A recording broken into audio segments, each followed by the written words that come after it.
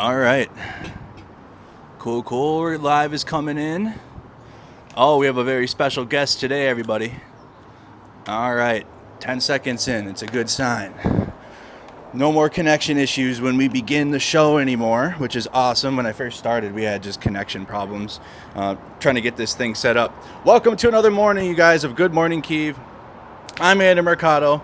Co-host Alex Kanash. This is what he's dwindled down to. Shout out to Barry's mom for donating these to people in need in Ukraine. And I have a very, very special guest this morning, Brandon Mitchell. Good morning, Mr. Sir. Mercado. Good morning, sir. It is just amazing to be able to meet you and see you in person. Thanks for having me. Of course, we had a wonderful conversation at home when I was back in Minnesota. You caking it up, getting fat, not really seeing much, and you were out there grinding away. And it's good, really, to see you here in person and get to spend this time with you.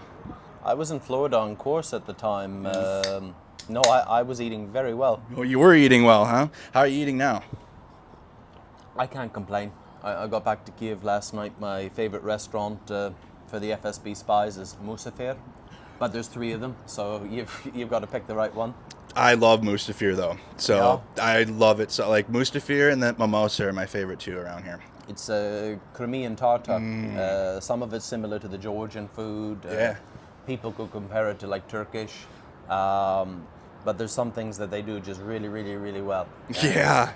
Everything. They do everything well. Seriously, food being one of them. So it's so good to have you here. Guys, while you're watching this stream, if you could, we have a fundraiser going for our NAFO trucks. Also, Brandon's going to talk about his campaign he's got for his thermals. If you guys are interested in thermal imaging fundraiser, we got 2 great ways to support Ukraine today, as well as an amazing guest that's going to share his personal experience right now and also share some of his equipment that you have for us. So Brandon, real quick, just in case there might be a viewer or 2 that don't know your background, I know you've been traveling the world doing interviews, just give a quick overview of who you are and what you're doing for Ukraine. I grew up in Canada, moved to the UK with the army when I was 20, but before the war I was a stoneworker. I came here March 16th. I'm a member of Hospitallers Medical Battalion. I work in bac routes. I have been lucky enough to work in hospital as well. I don't know if you're familiar with the flashback. Channel. Max. Yeah, Max and Pasha. That is his other thing. We just did an interview, like a long form, us having a chat. That maybe will come out next week. So like my YouTube or social media activities is not my job, but that's my volunteering. That's what he does as volunteer. Like on their hours, their 3-4 hours a night, whatever they have, and I choose to fundraise for whatever I see fit. Yeah, and it seems like now it's thermoscopes. Now it's thermoscopes, and what are some of the fundraising campaigns you've had? Because you've had many different, wide ranging. It humbly started. I didn't have social media, but not quite my 3rd month into the war, we needed more helmets for our crew. But I want to thank Johnny. I have to acknowledge him. He only lives down the road from here. Johnny yeah. Johnny's food vlog. He started me with like $2,000. Like that was my 2nd donation. Yeah. And I didn't know that was possible. Yeah. It quickly turned to 4-wheel drive, to diesel generators. Yeah. On our medical points, because we're also going to talk about tourniquets. Oh, yes, we are. Some of the people who seem to need the most in Ukraine, they're reluctant to accept, like maybe someone else needs. So we had a 3.5 kilowatt generator, which is not a lot of power, on our stabilization, working with headlamps. They wouldn't accept certain things, when aid organizations would come through with cardiac monitors, vitals machines, defibrillators, they couldn't power it, so they'd hand it off. It started with 1 diesel generator, and then I seen that as the basis of maybe things that I would provide or someone else, then they could implement them. Because if you don't have the power, one generator, I hope to get 10. I was lucky enough to get blown up in a minefield, and have it on camera. Yeah, you did do that. There is some long-term effects, but I got off easy. Yeah. That turned into 100 generators. Wow. Just the diesel ones. When we couldn't get those, we would buy gasoline. It's not preferable. Right. But it went from one thing to another. Radios. I would argue before any of these things, possibly even more than a tourniquet, depending how you want to floss. Comms is the most important thing. Yeah. Yeah, as uninspiring as the Starlink system is, without comms, without a tourniquet, a man can die. Without comms, hundreds of men can die. So you're essentially you're assessing yourself, like the needs of the situation that you're in. Like, all right, they need generators. I'm going to do what I can to get generators. All right, no, now I see this situation I'm in, they need more tourniquets. Is that essentially how you assess what you're going to be fundraising for? Pretty much. It's pretty ad hoc. Yeah. I never, until late March, I never invested in any offensive capabilities. But I suppose, like the Wicked Witch, somebody dropped a house on my sister, so I got a little pissed off. Yeah. An S300 was launched at my house, and some people got hurt, and they killed our cats. And there was a rather inspiring man who was a squad leader. They were coming to live with us, and he was a very successful plumber prior to the war, but essentially he taught me the art of war. Yeah. And Wow. he's a dear friend of mine. He's since been wounded. I've just come from Poltava. I've met his babushka, his mom. Yeah, very nice woman. Yeah. She fed me three times before 10:30. Yeah. That's awesome. I've learned other things too, and I knew a few things, but more or less, I consider myself a student to him and a few others. I love being a student. Is there something that you find about learning, like new skills, new tasks? I mean, you've gone from I'm just going to get to Ukraine and do what I can, the best I can, to now, is that really how you go about it, is try to be a student of everything? Well, I also see things on, for example, I have a YouTube channel as well, and I try my best. Have you ever heard of confirmation bias? I have. Okay, and I struggle with that sometimes, and I'm aware of that, and I have to check. Quite often, maybe I'm working on a project, or you're working on a project with NAFO, and they're all good projects, and we tend to look for the information that confirms the absolute necessity of what we're doing. Yeah. You know, quite often I will get new information, and I have to battle through to accept that. Yeah.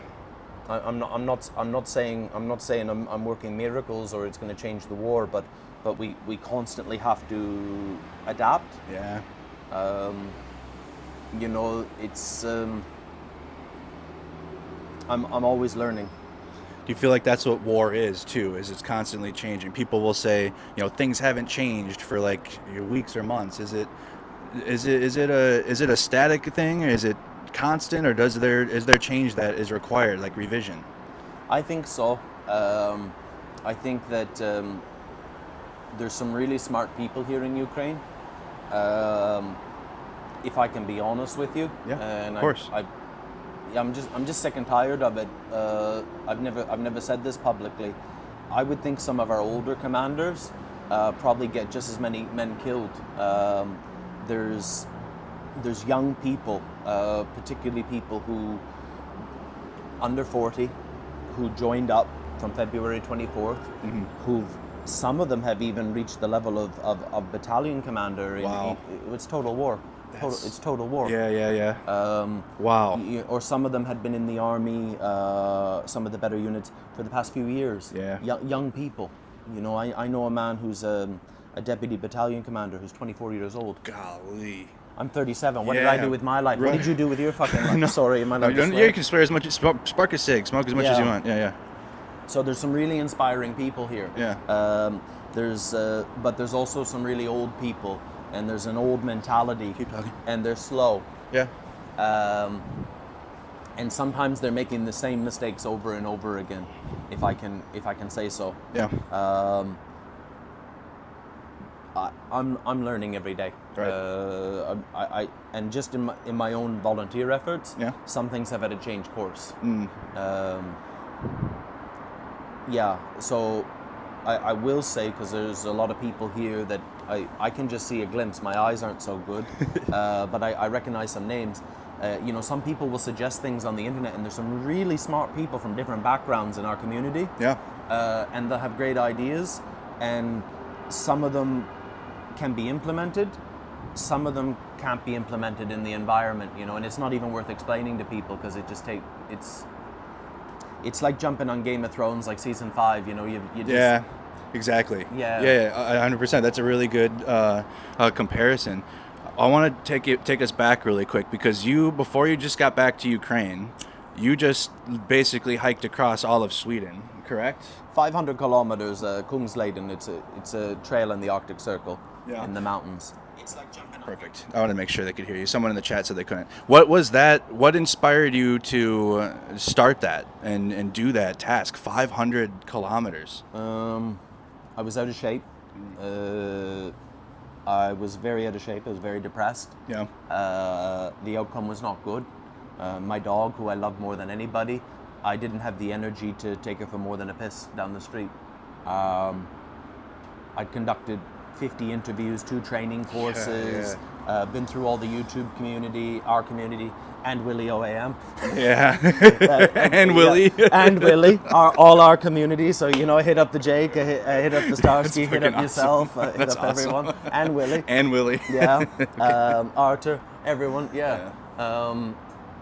But then I was waiting on my immigration papers in Sweden, and all of a sudden I had no objective, no goal, no return date to come here. It was self-preservation. Oh. It was pure self-preservation. To challenge myself, to be hungry, hungry and tired, and that's when I get the best out of me. Can you try to I'm going to try to pick your brain a little bit to explain, because somebody that's a regular viewer that has been watching you, they've seen you blown up on camera. Like, they watched that video, they saw it happen, they've seen you in the worst of situations, and they might say, how can someone that's been through so much want to challenge themselves even more? It's not really it's not really about the challenge. It's about the necessity.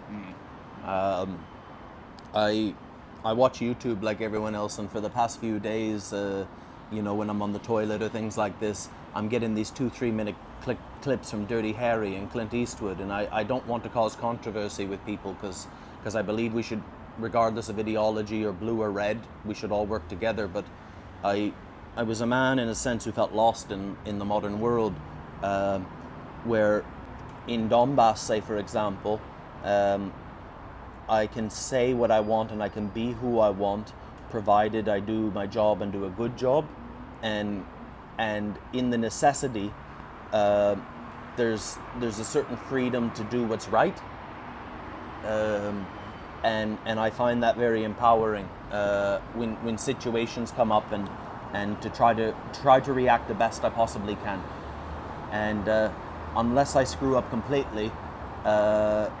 outside of dire consequences, there's little to no recourse when in the war, when people try their absolute best. Does that make sense? Yeah, it does.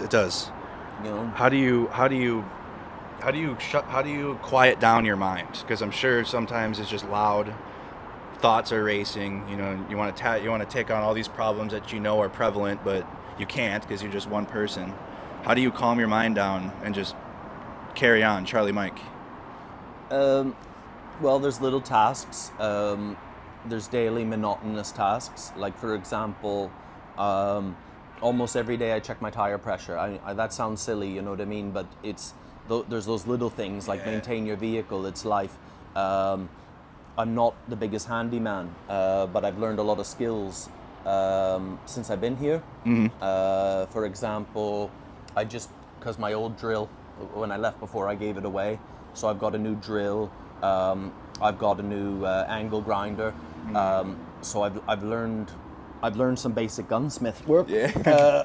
So this is a butterfly mount, for example. Oh, you did this. So my friend Max in Poltava, he showed me how to drill the mounts, because they're a lot cheaper, and sometimes, depending on your weapon platform, they're a lot more reliable. So, like, you know, I know the basics of a diesel engine. Yeah. You know, I'm no mechanic, But there's a lot of old boys in the war here, and it's quite funny. You see these SSO, these young third assault boys, and we're about 2 to 5 kilometers back, and they're changing a tire, and they're built like Adonis. But then there'll be an old boy come out, like 50 years old. He's like, "Nah, that's not the way how you do it." But there's a lot of dad wisdom here. Yeah. And because I've got a small little toolbox, sometimes I'll watch them do a job, and then I can do a job myself. Nice. I like tinkering. Yeah. If I can be honest with you, there's a lot of tinkering you can do, like 1 to 5 to 10 kilometers back to make things better. You know. That's awesome. Like I could hook up a water boiler now. Like I might fuck it up, but I didn't know those skills before. Yeah. But a lot of the Ukrainian men, they know how to work with their hands. Yeah. But if I've got the tools, and they'll just like push me out of the way. And, Yeah. And so the more I can tinker with things or make them better, I find that very therapeutic. More Brandon showing how much of a student he is. Being able to be a chameleon and just learn from others is so important. How have you applied this to your medical skills that you have? And I know you brought tourniquets. We're going to talk about these, but how have you applied this ability to be a student to how you're being a medic on the front lines? Well, first of all, I really have to thank the people I was put together with when the war began, because I didn't come here with a specific skill set. 4 years in an infantry unit, and all I ever seen was Northern Ireland, not your Iraq, not your Afghanistan. Oh, you never got sent to an operation? No. Wow. Well, Northern Ireland was an operation, but it was like Bosnia 2005, nothing happening. Right. But I had good teachers. There was a French doctor, a brilliant doctor. There was Rebecca, an American nurse, who was very passionate. My first rotation was actually in a hospital, and I didn't know till we got there. I was expecting war, imagination. Right. But I was so lucky to have Edouard. He was there. A man named Vova, a surgeon from Dnipro, and between every rotation, I would ask them questions with a childlike curiosity. So it would generally take about 20 minutes to stabilize people, and then it could be 20 minutes or an hour till the next lot come in, and we would just smoke and drink coffee. There were so many things I learned. There's been other things I've learned from different people. Some people are not willing to teach. Some people don't know very well. Oh, okay. The internet has been a great resource. Little things along the way, like correct drug dosages. Yeah. I've learned a lot. Only, for example, like in America recently, they're changing the protocols again for the TCCC. Really? Yeah, well, they're talking about it like they're talking about blood transfusions in the field. Wow. And regular soldiers being able to do this? Not regular soldiers, but medics. Oh, wow, okay. That we would give fresh blood, that we would draw not an O negative, which I am, but an O positive, a 1 unit, 500 milliliters, in a prolonged care situation, I see. Okay. 5-10 kilometers back, and maybe a gunner would give that. Wow, that's some new tactics. I did that in Florida, the blood transfusion. Would I want to watch somebody a couple times before I do it? Yeah, you're damn right. Yeah. But I've done chest tubes on pigs there, which nobody taught me how to do one before. Now I feel confident if I need to do it in real life. I didn't have that. Yeah. There's so many people you can learn from here. If you dare ask, if you dare try. Exactly. I feel too like for me, like when I'm learning, like you said, it's good to get the classroom instruction, be taught it, but then I feel actually you yourself doing it is the necessity of it. Like you can be taught all day long, I can teach you, but until you actually do the thing I'm teaching you, try or fail, you won't really you won't get the full spectrum understanding of it. Is that fair? I agree. I agree 100%. it's very important to study. It's very important to learn about, say, for example, like drug dosages when you're reconstituting a drug, how it should be given to someone. And I don't have many, but I have about 10. And other ones I might have, well, there's no time to Google then. Yeah. Right. You just constantly have to learn. Constantly have to learn. For example, in America, I learned a new respect for gun culture, particularly doing training in Texas. And I'll be quite blunt, you know, one of the men who blew my mind, he was an African-American man, very large. He come from the hood originally, but he was an NRA instructor. Wow. Yeah, he'd gone up in the postal service. He was way up. And he talked about gun culture, and he talked about things, and we talked about the IFAC, say, for example. And he'd been an instructor for years, and he was going to go start taking tactical medical courses, because if he wanted to get serious, if he was going to be serious about this, you know, to protect his family, to be what he believes is a good, responsible citizen, if he was going to be serious about this, he should get serious about this too. Wow. Yeah. You know, and completely blew. I'm an open-minded person, but there's a lot of stereotypes about gun culture. Yeah. And I said, you know, that's the most responsible thing anybody could do. Maybe you should learn about this before you ever learn about that. That's a good way, perfect, because you can take a life, but then how are you going to protect your family and say they get injured in the heat of that moment that you have to protect your family? If I can't teach you how to use a $15 to $30 to $40 one of these, how the fuck can I trust you with a 1,000, 1,250, 2,000 euro that? Perfect point. Absolutely perfect. If you don't have the humility to. Absolutely perfect point. So we had Johnny FD on yesterday on the morning show, and he actually talked about you for a second and how like you got the fundraiser started. He's like, Brandon, what the fuck? You're going out there with like you don't even have a helmet. And he said that you were going out and coming back, but every time you would stay a little longer. What was the point where you went from okay, you're at the hospital doing it to like now? I mean, you're in the military. You're armed. And you're out there helping civilians get out of the heat of the moment. What got you to that point from hospital to there? Again, it was necessity. Nobody told. I learned really early on not to bother people with questions. You know, I was a 35-year-old man. You know, there's so many people write messages. How do I come to Ukraine? Well, if you can't figure out, you would probably buy a plane ticket depending where you live, or a train.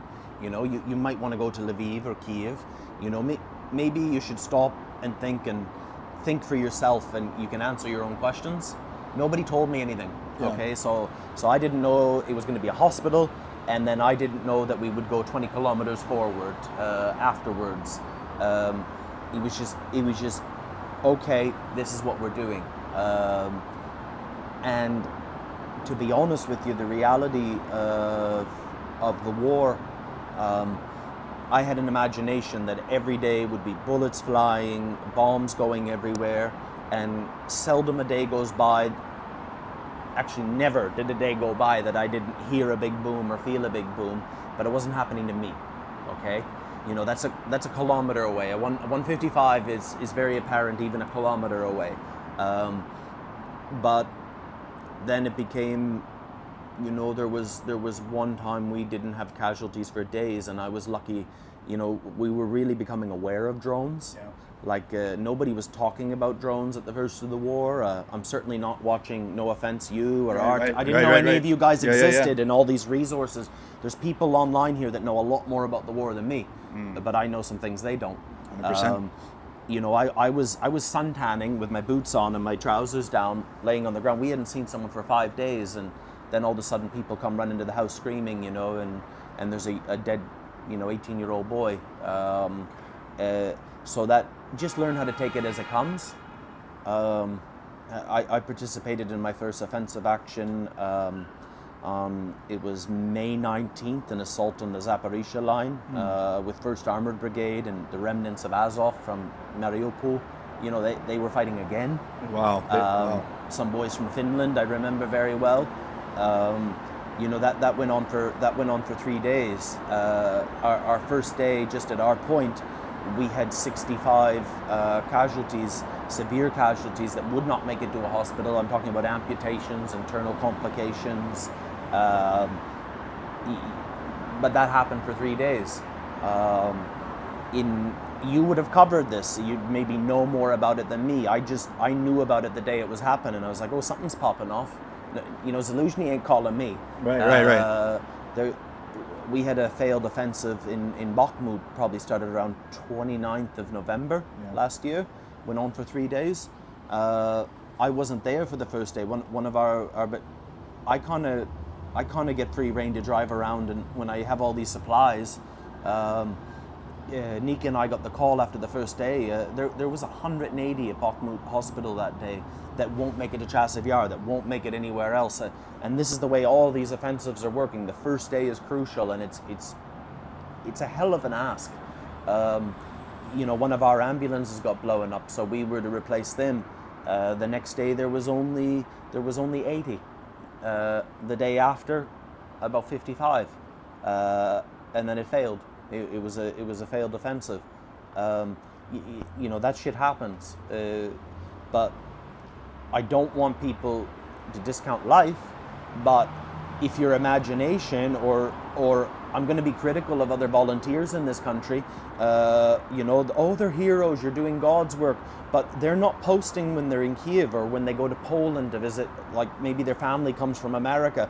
So the imagination, and I've heard this from people, because people have sent me screenshots of conversations with, oh, he's probably fighting for his life in Bakhmut. No, he's been home for 2 months with his family. He doesn't post it because we're foreigners. We do have privilege. Yeah. But if it was as bad as my imagination, and I know many people are thinking it is, mathematically we would all be dead now. Yeah. We would all be dead now. But when it's bad, it's really, really bad. It's really, really bad. You know, some units have a couple casualties a week, a few depending on the situation. But for all the pressure we're under right now by government to get their voters, and they want to see another Kharkiv, that cost lives. Yeah. You know, a lot of lives. So these things have to be done very smart and with the best information we have, because that's what it's like every, you know, maybe a company or a rota, as we call them here. Maybe they might not have a casualty for weeks. Great. Yeah. Fantastic. But you know, sometimes it can be really bad. You know, they can lose. There's been days in this war that I know, because people tell me things in the areas we work, you know, and we lose 200 men. That's in one day. Yeah, I know 2 times as a fact. I'm not going to tell you where they were or when they were, but I know dead or wounded twice. I know for a fact we've lost over last summer. Yeah. And probably in April. So when the West, for example, like you said, the governments, when they're like, why isn't the counteroffensive moving? They have no idea like what it actually takes to actually get I have no idea either. Even you don't, and you're actually in there on the ground doing it. I have less of an idea than you.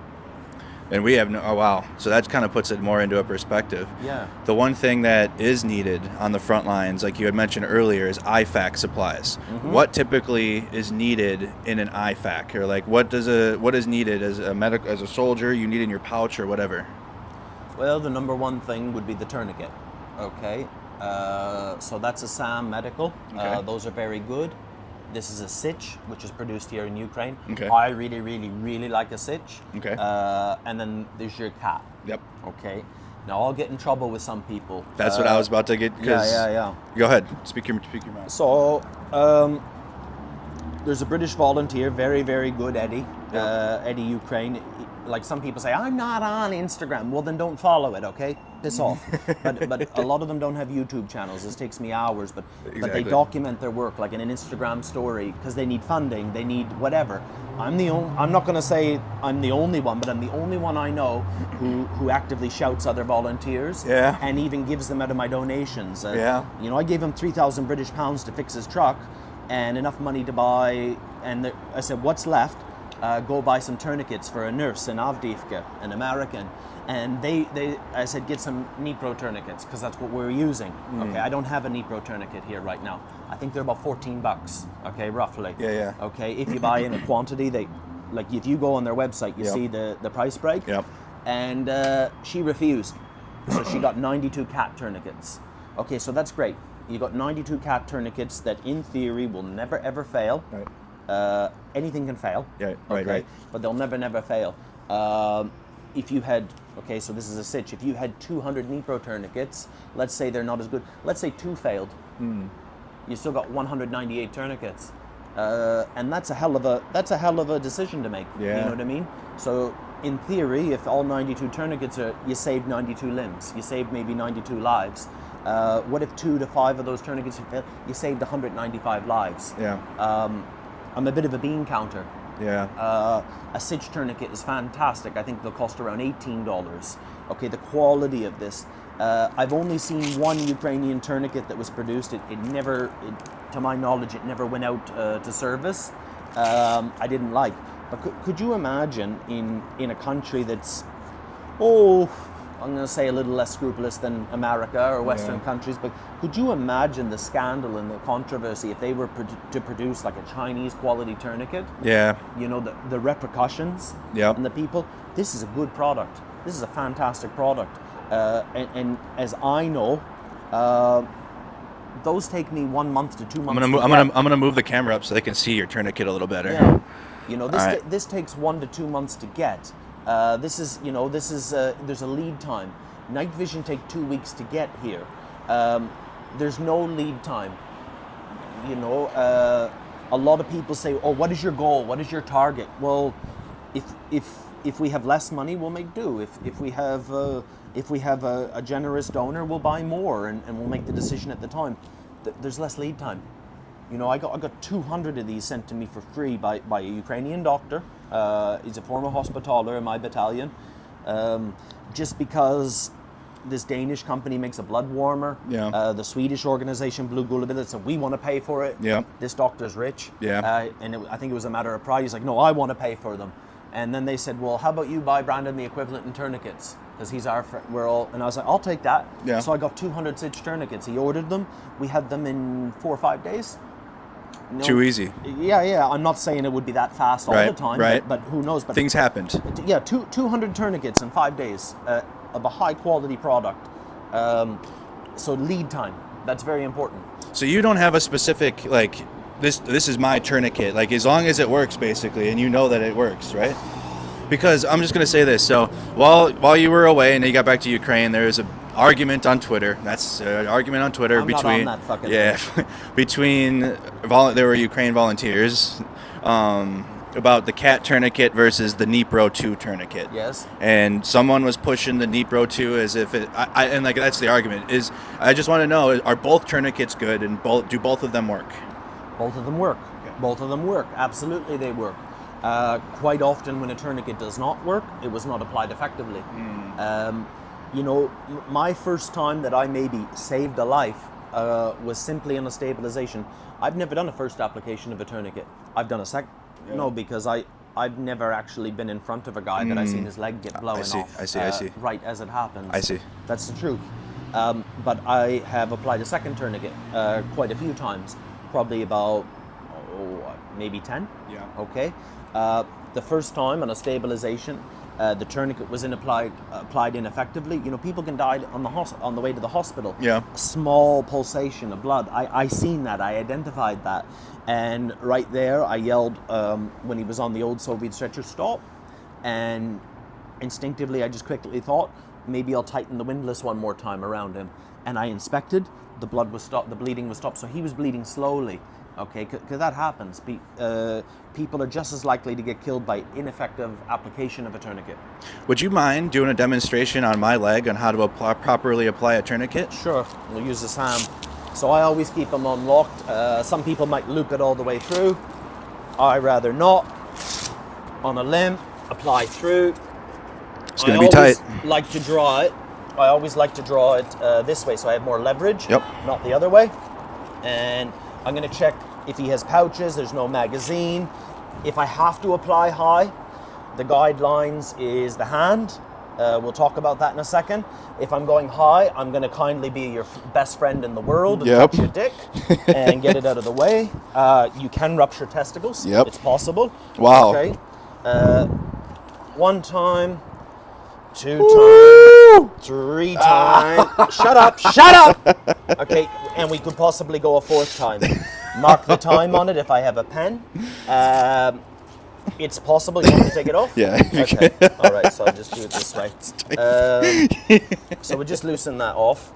Now, probably go a 4th time. Yeah. Honestly, for real though, in a situation, yeah. So a lot of people will say, and especially winter clothing, it's hard to identify the bleed. The guideline and the truth is, and I can't fight with Ukrainians over this. No. 1 hand above the wound. I see. Okay.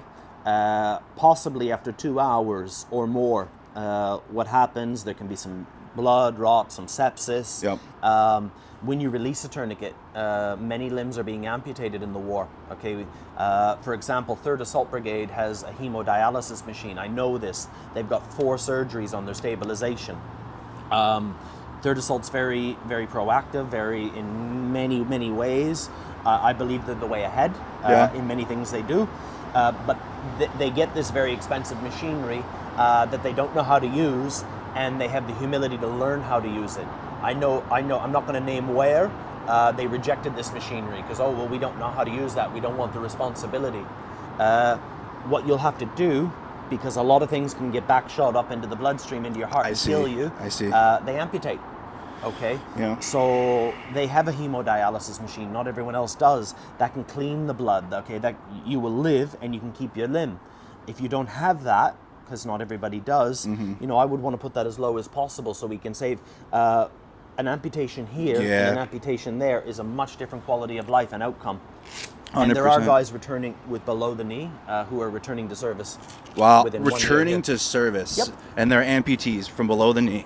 Wow. Do they have what is the prosthesis process? Do you know about it? So I only know, I don't want to say rumors, but what people have been telling me. Yep. I know there's an evacuation process. So I used to be part of signal chat groups, but a lot of them are ineffective or inapplicable to me. There's Ukrainian groups, there's foreign groups who have ambulances. Some of them are paid. Yeah. Some of them are paid very well, where there's so many people volunteering to come to this country and do it for free anyway. Yeah. That's neither here nor there. Right. And they'll do transports to Poland. I know that I can only speak about the British Army. They have Headley Court in Surrey, south of London, and it's one of the most advanced prosthetic centres in the world. One of my friends was there unsuccessfully. They couldn't fit prosthesis. They tried for 8 months. Okay, but Ukrainian soldiers are going to Canada, America, Sweden, the UK, France. Quite sadly, there's a lot of medical advancements happening in this war. Yeah. Like all wars, most of that stuff is done abroad, and that's whether that's included in the budget or not. And you want to fight about that in fucking Congress. Right. But there's a lot of that's happening abroad, prolonged care, and I think that's really underreported. Yeah, it sounds like it. Ukrainian soldiers coming to America, coming to UK for this long road ahead, but some of them return to service. That could be something when I get home I could maybe highlight, because I know in Minnesota at the Mayo Clinic they have Ukrainian soldiers. It's like a big hospital. Like kings from other countries go there at our hospital in Minnesota. New York has Zelensky I think just went to a hospital in New York and visited Ukrainian soldiers there. So that 100%. Why don't you go ahead? Well, first, quick commercial break. NAFO fundraiser in the description for our NAFO truck, the 4x4 electronic warfare van. My ticket into Ukraine are these NAFO trucks. If I don't have a truck to deliver or aid or drones, then I'm just going to sit at home and donate the money to Brandon or something. I don't need to come here. But if I have a truck to deliver, then I'm coming back in November. So donate to our NAFO truck. Things to get the truck. Yeah. Then you can fill it with loads of shit. Bro, that's what like we did. Lego, like Tetris, yes. you pack it. And some smart ass was like, oh, they're going to be able to work on someone with all that clutter in the back. I'm like, they're going to separate separated out, and like it's all medical supplies. They're gonna put it where they need to, whatever trolls. So yeah, and Brandon just said the trucks are so important, especially the medical truck that we just did. We're doing an electronic warfare van now, but if we can link it back up with Project Constantine and do another medical truck, that'd be awesome. Brandon, why don't you go ahead and talk about what you have on the table here and what you're doing with your own new campaign. All right. So I just go some tools. MSS Defense in the Netherlands. It's a defense supplier to governments, corporations. As of now, I am the largest individual customer they have. I have an account of about 60,000 euros right now. This is an AGM Rattler. It's an American thermoscope. Okay, I don't have the technical abilities to show you how a thermal works here now. I have a 19 mil thermoscope, a 25 and a 35 millimeter scope. What these scopes can be used for, they detect heat. Okay. Okay, so in the American Army now, you'll see these guys, you see in the pictures, depending how high speed, low drag. Yep. They're actually very high drag. They have these antlers on their head. If a soldier's so lucky, they might have a PSV-14 monocular night vision. I don't have one now. I've given them all out. I have 4 on the way. A night vision and a thermoscope. And a thermoscope detects heat, heat signatures. There's 4 different modes on these. Okay. So one is fusion. Okay. You've ever watched Predator? Yeah. Okay. So Is it that one look? Yeah. It looks like a pride parade. Yeah. That's really good for forced environments. You have a red hot, which is quite weird. Right around where the bone structure gets thin, you'll see a red buildup around a face. A black hot, so that's really cool in an urban environment as well. You can also use them for reconnaissance. So that would tell you, like you'll see the engine block of the vehicle, so you'll know if it was on in the past hour or 2. Yeah. Yeah. What I have to do with the thermoscope, as I've learned through my friend Maxime, and I do have some personal experience using the thermoscopes now. These are very nice. So if we were a rich country, and many units have thermoscopes, they're provided to SSO units, to different people with different tasks. But if this was America, every soldier now would have a thermal. They would have an NVG, a NOD. Okay, but that's not the reality here. So what I have to do, and admittedly these are limited, but they're very effective. Somebody might say, I want a 35 mil thermoscope. And I'll say to them, no, what is your weapons platform? I will give them the minimal thermal requirement for their weapon. I see. And how that works, so I'll show you on the recoil spring. It's all about the recoil spring. Okay, every weapon causes a recoil, right? Obviously a bigger gun, you're gonna have a bigger recoil. Inside here, they're made of a metal called germanium. Okay, and the reticle kind of works in a flotation. An engineer could talk about it. If the recoil's too strong, it can break it, or it can cause the scope to malfunction.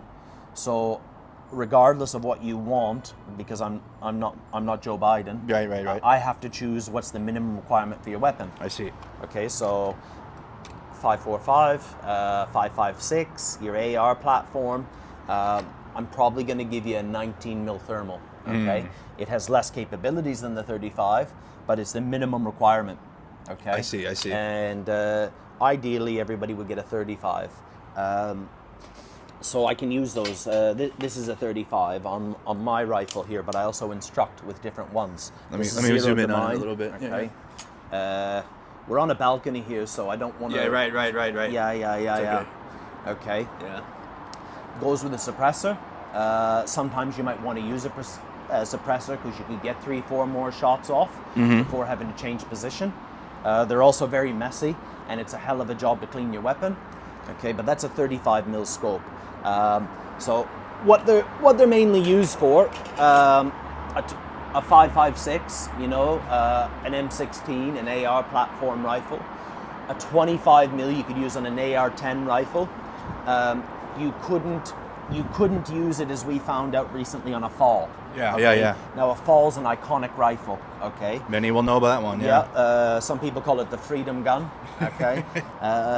but you couldn't use it on an SVD. Yep. Okay, a Dragunov, because the recoil is just too powerful. So we discovered that it works good, the vision, the sighting, the identification, the targeting, but on the fall, it was, well, I'm no technical guy. The only thing was to do after a shot or two, turn it off and turn it back on. Okay, whereas a 35 mil could take that. Yeah. Okay, so I can put that on an AR-10, but I can't put it on a fall. I see. Unless I get a buffer spring. Yep. Okay, so we're still working on that, you know. What I might do, I might actually put, I'm going to experiment. So that's a spring. Obviously on an AR, it's like a tube. Yep. You can put these rubber rings on the back, which greatly reduces the recoil. Wow. So I'm going to experiment with that next week. That's your tinkering that you love doing, huh? It's the tinkering I like. Yeah. With the 35 mil scope, we were very. Oh, sorry, this is a 19. I was so happy to discover it works perfectly on a PKM machine gun. Wow. It handles the recoil, the identification. So this can be used on your AR. It can be used on your fall. It can be used, you know, on a 308, a 338.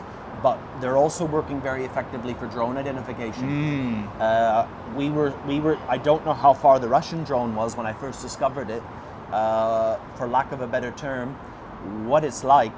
Do you ever watch sex ed videos in school? Yeah, you know the we had black and white where you see how it's swimming up the canal to make the baby. Yeah. That's literally what it looks like on white hot. You'll see this little thing swimming across the sky. Yeah. When I first discovered my first Russian drone in Kherson, we tested it with our own drone, and about 600 to 800 meters, we were identifying with the thermal. Golly, with the white hot. that's with the white hot too. Yeah. Wow. The location. So very clever with a mounting And one more time, system. how much does one of these cost? 19 mil will be about 900 euros, 1250 for a 25. The most versatile. We could get into more expensive scopes. I have bought 50 mil before, but it's just not practical for everyone. 2,000 euros is the most versatile scope. This is a butterfly Picatinny mount. We can, with one of these scopes, they'll have about 5 settings that you can save. I can quickly switch this from an SVD rifle to a machine gun. This specific rail. Not this specific rail, okay. but this is called a Picatinny system. I see. And I can jury rig one onto an RPG-7. Okay. Wow. But I can have those because that will handle the recoil. Yeah. Bigger scopes will handle bigger recoils. They're not necessary, you know, bigger is not necessarily better depending on what you're working with. But I can save those settings on that, and provided I put it on the exact same spot of the Picatinny, it'll almost hold 0 exactly. So we could have 5 different weapons platforms. Yeah. Because not everyone has a thermal here. Not everyone deserves a thermal. True. That is so true. I'm telling you, even as an 88, I was an 88 Mike when I was in the U.S. Army, which is a truck driver, but we also had to be gunners. I had to train to be a gunner, and we had 50 cals, and we had 240 Bravos, which was the old M60. And it's ironic because right at the end of my service, they started issuing PAS 13s, which is like our thermal scope, and those things are so expensive. This is so practical that every soldier can get one, but even us, with those things, and it was such a we had to sign them out. Basically it was like our limb, another limb. You know how the Western military works. Anything you sign out, it's basically your life at that point. Pretty much. So I mean, that it's just amazing seeing that you are able to get cost-effective thermal scopes to regular soldiers that need them. The ones that need them. Well, this is Ukraine, you know. You know yourself, you lose a serialized piece of kit out in the field, your weekend's over for your whole platoon. You're doing full line fog checks through the fields. It's stuff like this that can be procured on the civilian market. So I got Vortex range. Yeah, what is this now? So this is a rangefinder. You can just press that button. You can look out to anything you want. Oh wow. Yeah, and you can laze. We can use that for target designation. Oh my goodness. On the range for precise calculations. When we get into higher caliber weapons. Oh wow, yeah. Marksman rifles, we can use a wind test with a Kestrel. There's a lot of techniques. I learned a lot of these from a Texan. Okay. Them Texans. Yeah, I learned how to do my wind calculations about the 6 month in the war. Wow. And read the Mirage. Yeah. You've heard that. Yeah. Skills I don't have, but I've heard them. Yeah. I'm very crude, but I understand all the rudiments of them. This is the kind of stuff like, for example, a lot of people want to buy this. There's no shortage of medical supplies and goodwill. There is, but compared to this, okay, compared to this, there's no shortage. But this is necessity. This is survival. Okay, this is life. This is also survival in life. Everything happens at night. 90% of everything happens at night. A standard night. Now the tactics are changing. Okay, I know from friends of mine in Americans in a certain unit who have been very helpful since Bakhmut at brigade levels. A lot of Russian tactics have changed. Okay, in the Bakhmut AO. Okay, they become more and more effective now that I'm told that much of Wagner has been integrated into the regular army. They essentially have like an NCO corps now that doesn't really exist in the regular Russian army. Right. So that we're dealing with a much more capable regular Russian army. In the Avdiivka direction, even in Bakhmut prior to, like the months and Soledar, basically your night will start. Once it gets dark, you'll get an artillery barrage. And if it's good coordinated artillery, it will then move on to our secondary positions and they will do a frontal assault, okay, which might be a bit crazy. That will then move on if they have direct fire support weapons to one of their flanks. But that artillery has moved to our secondary positions to cut them off, okay? This is really, really bad. That was a consistent night. 8 out of 10 times we would repel them, and then at the end of their attack, maybe by about 10, 11 at night, depending on what time of year we are, like what time night falls, that's when the cassette rounds would come. So that's your clusters, that's when your phosphorus would come, almost at a spike. So all those casualties, you could be wrapped up for the night by 11, 12, 3 casualties, 4 casualties, 11 casualties along whatever that evacuation route may be. Maybe light casualties, maybe heavy ones, maybe dead. So this is survival, okay? It's about situational awareness. But before you even pull that shot. For example, this is not my experience, but one of the teams, my friend Max, which started me down this path, sometimes if you shoot, you would be dead, okay? Because of the muzzle flash and that the enemy can see it? One situation once with a patrol, he was telling me if they had a fire, they would have identified their location in the dark. And one of their solutions was with a veteran since 2014. If you can imagine the muscle memory that this man has, he took out a platoon with a grenade launcher, 40 mil, on his rifle, and he was able to, through them with night vision and the men beside him, because you can't see where that's coming from. He was able to reload, actually move his weapon out of place, and to fire off no less than 12, 15 rounds, but to readjust according to them, just by oral instruction. And that's very good, because they could hear the Russian radios. Those men had massive deaths. But if they had fired the rifle on position with a greater enemy, even with a PKM, it probably wouldn't have gone their way. So you can make decisions with these type of equipment, and as a lot of people have come to appreciate snipers, a lot of time their job is not to shoot. Right. It's a reconnaissance role. Observing. Why shoot one man when you can call mortar in on?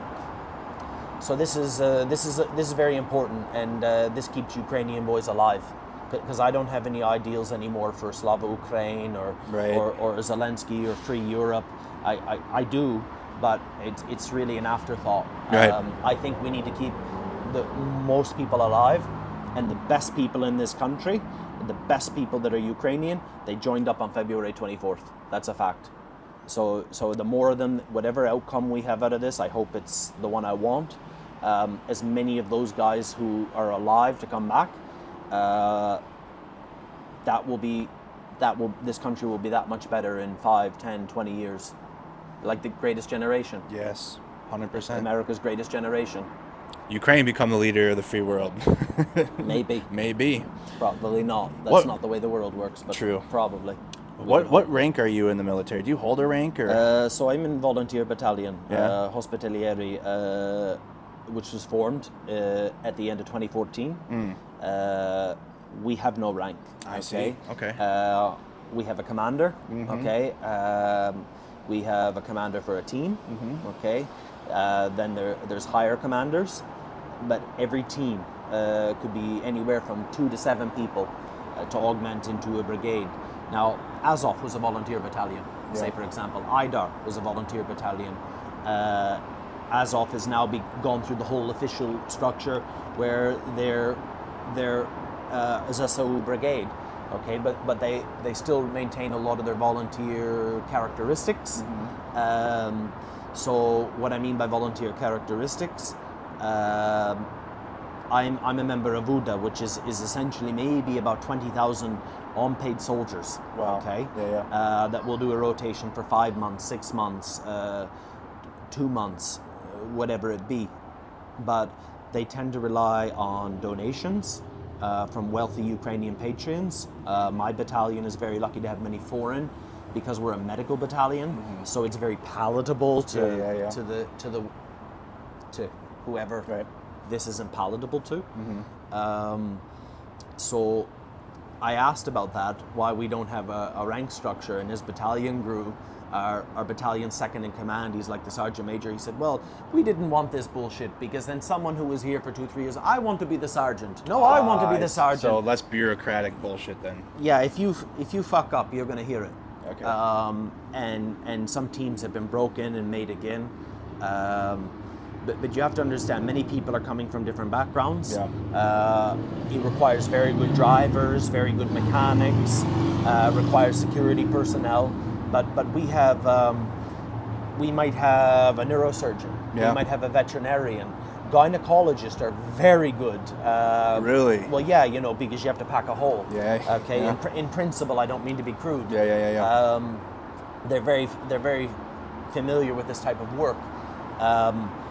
So it wasn't always, someone thought early on, oh, you're a neurosurgeon, so you're higher than a trauma nurse. I see. Okay, Yeah, but then put them on an ambulance and they have to completely subject themselves to a trauma nurse or a paramedic. So this rank structure didn't work. That makes sense. I asked that because how do you get things done outside, like when you address another unit, or like, you have to provide medical aid, how is it a bureaucratic nonsense, or do they listen to you pretty well? Like, all right, this is the Hospitaliers, they're here to do what they got to do. It's a contractual agreement between each brigade. I see. Okay. For this point of time to this point of time to this date, and the contracts renew. Okay. Yeah. Okay. No, it's a little different than the because you know how I have my mindset on the U.S. military. It's bureaucratic everything. You got to stand at attention, parade rest to talk to people, and so it's interesting to hear how different it is. Let's take a few viewer questions. You guys have been watching. We have almost 800 people tuned in. Most watched morning show of the show of the time so far. I say I'm a hot commodity. Must be. It's your bathroom reviews. How was our bathroom, by the way? There's a lot of hair in the sink. Oof. It's a bit caked on with toothpaste. I see there's layers of it. I'm not judging you. Okay. All right, so I got to clean the bathroom after this. It didn't sound like it was a bad review, but it doesn't. It sounds like the toilet was clean. Okay. The toilet was clean. That's all that matters. Is I got the toilet clean. I'm trying to pull up the. Tell me, as an American though, how do you find European toilets? Like, it's less forgiving. It's much. We don't use as much water. Yeah. That hole is very precise. You have to have a precise aim. You got to know what you're looking at. You can't just be like, all right, I'm gonna use the bathroom now. You definitely can't be on your phone while you're going, because you're gonna miss. There's no 20-liter flush here. No, there is not. It's not a big flush. Let me try to pull this up here. Is Ali here, by the way? Ali should be here. She's usually in the morning show streams. Let me try to pull this up quick. It's not coming up. All right, guys. Oh, there we go. Okay. Let me see if there's any questions. Ice Cold Fear, thank you. Jan Marie, Dunk on You, Payalo. I know Jad. Oh, do you know Ozzy T? Ozzy T. Fucking legend, isn't he? He is. Fucking Ozzy T. Good morning. I hope the two of you have a super day from Dunk on You. Thank you. Brandon and Merc together. Love and good morning, Kyiv. Good morning. Oh, here you go. Brandon, how does the planning for your Gigolo your business gigolo go? business? Okay, so I think Starsky's off the market. Yeah, he's off. Yeah, I wasn't sure if I could talk about that. Pasha is down. Okay. Max from Flashback, he understands English better than he lets on, but he's definitely keeping reserved. He's in the reserve. Arturehi is engaged, but he's willing to do for Ukraine. Georgie's in Denmark from Ukraine Matters. His wife is Ukrainian from Kyiv. Nice. So if it's for Ukraine, it's quite acceptable. You have quite a nice stature, you know. Thank you. I mean, you can take me if you need a reserver or someone in the back pocket. See, what's free about Ukraine?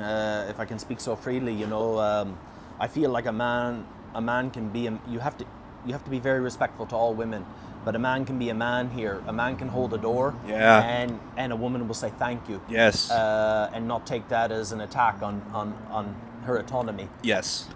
So. I've avoided this topic too because people ask me about the women here, and I'm like, they're a lot different than American women in a sense. Like, they appreciate those type of gestures that you do, like chivalrous gestures. I've only ever seen one aggressive advance on a woman ever in this country, in Donbass, and he was a very nice soldier who came in drunk one morning, and every guy basically told him, we will break every bone in your body, and he left. And the next time I seen him, he was very regretful of his behavior. But more to the gigolo point, you know, I hear all the women, it's a common narrative, where are all the real men nowadays? Yeah. And I said, well, they're in Ukraine. So I thought after the war, you know, maybe like we could make a gigolo residence in Las Vegas, like Wayne Newton used to sing in Vegas. You know, so I thought maybe, you know, if you wanted to meet a real man, you could have a hero of Ukraine. And we could start a little Chippendales and.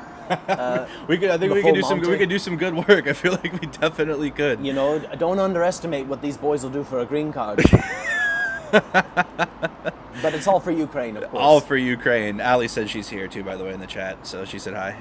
Hope you're feeling well, Ali. Yeah, Brandon, I'm here doing great, Brandon. So she is doing great. All right, any questions you guys have for Brandon? Just at me in the chat, and then I will ask them to Brandon. We're not going to talk about gigolos anymore. Yeah, so you have a question about gigolos.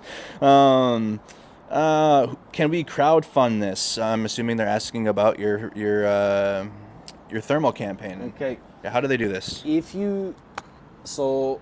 I don't understand how crowdfunding works. I didn't even know how TV worked until I became domesticated. I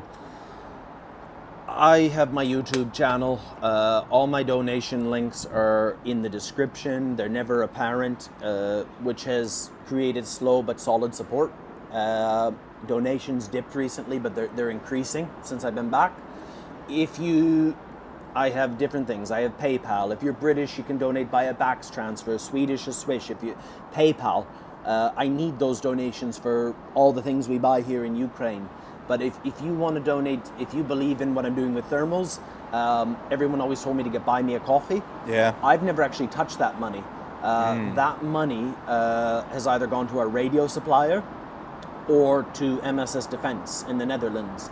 So in a sense, anyone who donates by PayPal, I wouldn't want that to stop. Yeah. But if you're new and you want to support, I would say donate solely to my Buy Me a Coffee, which is always there, because that money, it's a simple IBAN transfer. Yeah. It accrues. I can't pick whatever's in there. It's a one-time transfer. Yep. It transfers the entire balance, and that goes to MSS Defense. So I have four PSV 14 night vision binoculars, white phosphorus on the way right now. They could be here in a few days. Dope. Yeah, those are $3,300 each. Oh, wow. You know, it's not tourniquet money, but that primarily comes from that. PayPal's very important, but if I want to transfer to them PayPal, there's actually a higher fee because they're a business. Yeah. So I rather that go to Buy Me a Coffee. I never actually touched that. That money's never gone through my hands. Oh yeah, kind of like it's similar. It sounds like it's similar to like our NAFO campaign, you guys. Where I have the landing page, but I don't ever touch any of the money. It goes right to the people that need it to be able to buy the things that are on this table right now. They can find that link in your videos, right? Yeah, I mean, if you just type Brandon Mitchell on YouTube, I'm the top hit. There was an American football player who used to take the top hit, but Now you do. I guess he's not Brady. He ain't Brady. No, he's not good enough. No, he took it. So what we'll do too after this stream I'm now is the top Brandon Mitchell in the world. You are. I will take the link because I think it's in his description. I will just copy paste it and then put it in our description of this stream as well, so you guys can find the way to be able to support this if you would like to. My most recent YouTube video that launched Thursday night, that's us in Kherson working on the thermals. Yeah. And I'm humble enough, like when I edit my videos, if someone else does something dumb, I'm kinder to them than myself. I don't mind playing the fool. AGM is a bit counterintuitive how you zero it compared to like some other ones I've had. So like the first night was essentially a waste of time because I don't want to read the manual. Yeah, I felt the same way. I'm the same way. But then you can watch that video. But Sunday night's video, when we go back 2 days later after I've read the manual, so that'll come out Sunday. That's much more effective. So reading the manual is kind of important then, is it? And I achieved a crucial goal in the video on Sunday. If you've never seen thermals, if you don't know how thermals work, you're a bit sus. But Ruslan, his code name's America, because he did a training course. He's territorial, but he's done training in America. Yep. So that's his code name. Once he was getting on his fall, and then onto an RPK, that's like a giant AK. Yeah. Once he was making in the pitch black at 100, 150 meters, when he was making it hit, he wanted to hit here. Yeah. He was not hitting there, he was hitting here. Yeah. And he's saying Suka Bliet. That was my goal, to teach somebody to understand the power of thermal. Yeah. That he can speak to his own boys, he can get his kills, and the enthusiasm to learn will spread beyond what I could ever create. Yeah. But to get that one guy in the unit, a respected soldier, an experienced soldier, once I could get him passionate about thermal, that's essentially the force multiplier. That's the video that went Thursday night. It could have gone better. Yep. Same with our drone gun. But by Sunday's video, we had perfected everything. From the thermal to the drone gun, we got the results we wanted. So I'm not shy to show the failures. That's important, though. It's important because it's something that you learn upon, right? Like we mentioned earlier, it's when you're trying something new or doing something new, failure is a part of the learning experience. You know, and that's my own male genetics, not wanting to read the instructions, because I've done other thermals. I'm good to go with AGM. I'm the same. But we have a good quality product here compared to say Hick Micro. Oh, these are really like you can like tell too. Like I felt the other ones too, and like I don't know. There's something about the quality of a product that you can like feel it too in your hand, like when you know it's something that's going to be not effective. The best, admittedly, but without getting in, I've spent up to 5,000 on 50 mil thermals. Yep. But without getting into the $10,000-$20,000 dream kit. Yeah. There's a lot of crypto kids. Airsofters in America who have that stuff. Yeah, they do. But this is fantastic. Very, very fantastic. Question from Mary Adam C. Can you comment on PTSD medical procedures? Are you aware of any of this? So I've heard from somebody recently say, an older man, PTSD doesn't exist. And there's a mentality about that. I've also heard that too. When I was in Estonia, a lady, one of my supporters, explained this to me, I think. I don't think it's our number one concern here by any means. That comes later. But I know there's initiatives in the Army. Yeah. So there's a psychological officer. Yep. For example, for probably about a 6 to 7 week period, my life became very calm after Soledar fell. And I was essentially a nurse's assistant and taxi driver in Konstantinivka. And guys would come out of the field with frostbite. They would come out with COVID. Some people would even need dental procedures done, like serious stuff that couldn't wait. But there was also a process where people had to go through psychological evaluation. Yep. But that was as simple as to say, are you good to be operational? Are you a harm to yourself or to your squad? Okay, so that's very simple stuff. I know here in Kyiv there is groups of psychologists who are trying to help soldiers.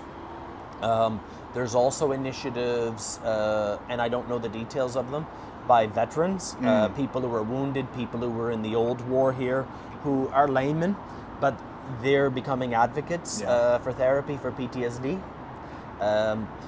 But I really think this has to come from Ukrainians. You know, like we could, Western professionals can push it on Ukrainian professionals, but Western professionals cannot help Ukrainian soldiers. 100%. Mother language is your mother language is so important. I'm learning that too, more so, traveling and how much that actually does impact. Is Brandon from Jessica Morel, is Brandon considering a permanent move to Ukraine? So I'm a resident of Ukraine. I was granted my residency. Yes and no.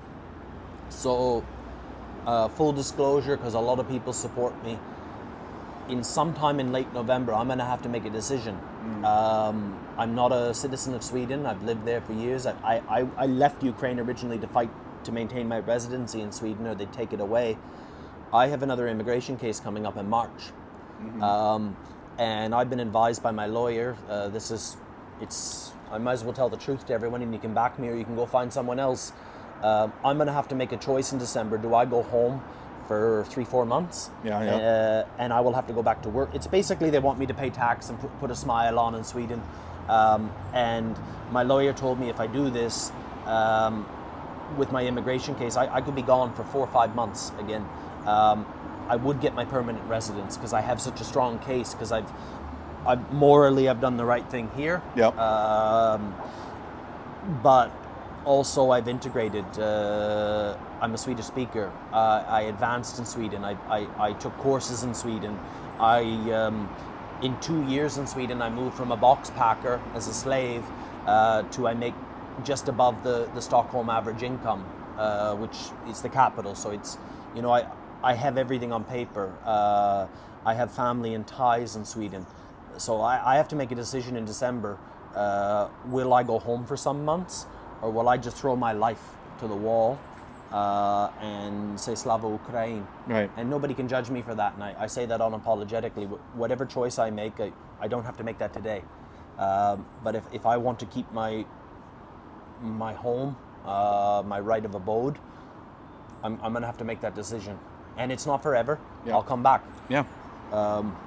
So I love Ukraine. Would I want to live here forever? I don't know. I would like to be an advocate for Ukraine. I would like to volunteer in Ukraine on any aspect after the war as well. One of my friends, Harley, some people are familiar with him through my platform, mainly my platform. We fundraised for him to take his EOD training in Kosovo. And he's such a trusted character.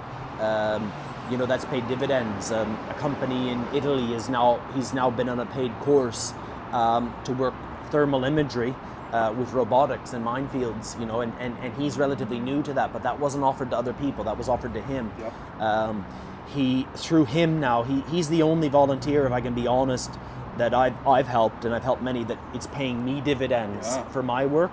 He's the only one I've not looked for a return, he's the only one I've got a return.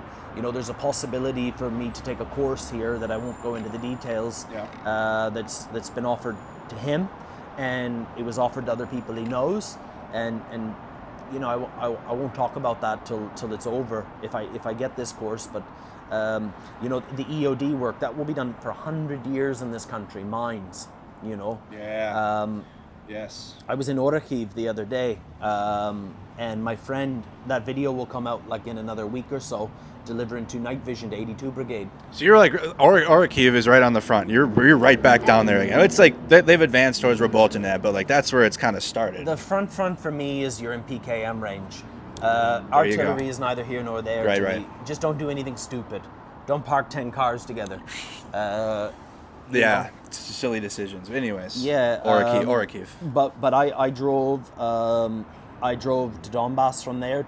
Basically, my work now is in Kherson. I'll go on rotation from Monday. Yeah. But this is my volunteer work, and I went to Donbass to deliver radio batteries. We paid for those 3 months ago. You know, it's the lead time, Yeah. the chip crisis. But I traveled through Hulapuli and then up into Donbass. And if you look at all those sunflower fields, a lot of those are not going to get harvested. You know, Because of the mines. It's economic to not only that. Well, down there, it's you're in drone range. Yeah. I see. It's economic denial. You know, so what is that doing to Ukraine's economy, to livelihoods? I see. What is that doing to your food prices? Yeah. You know, and this is why we have to win the war. No peace can be. I'm speaking out of my expertise, which I don't know what my expertise is. But do you not think that Putin will not use commodities as he uses gas? He'll Right. use food as blackmail for 30 years. You know, we need to the EOD work when we win this war. Those fields, that sunflower, that wheat, you know, that's got to be done for years. Yeah. You know, there'll be farmers dying and losing limbs for years. There'll be children. I'm a dog owner. Could you imagine throwing a stick for your dog? There's children in this country, so that's a possibility for me. Yeah. And Ukraine, there's so many things people can do here. Yeah. I'll tell you what, their tradespeople are fantastic. They're plumbers, like the quality of workmanship here. But you know, there could be people coming here afterwards to volunteer. You know, to do building projects, to do so much. There's so. Yeah. It'll be 100 years before we clean It's this up. gonna take a whole effort. And like you had said, like for me personally, people are constantly like, bro, you should just move to Ukraine. And like, I love Ukraine. Like, it's amazing here. Like, I feel alive here. But I know that I have a lot of problems back home in the U.S. that I also care about. And I love the United States. It's given me everything that it's given me everything that I have now. Like, it's how I started. I've served the military. Like, I care for my country.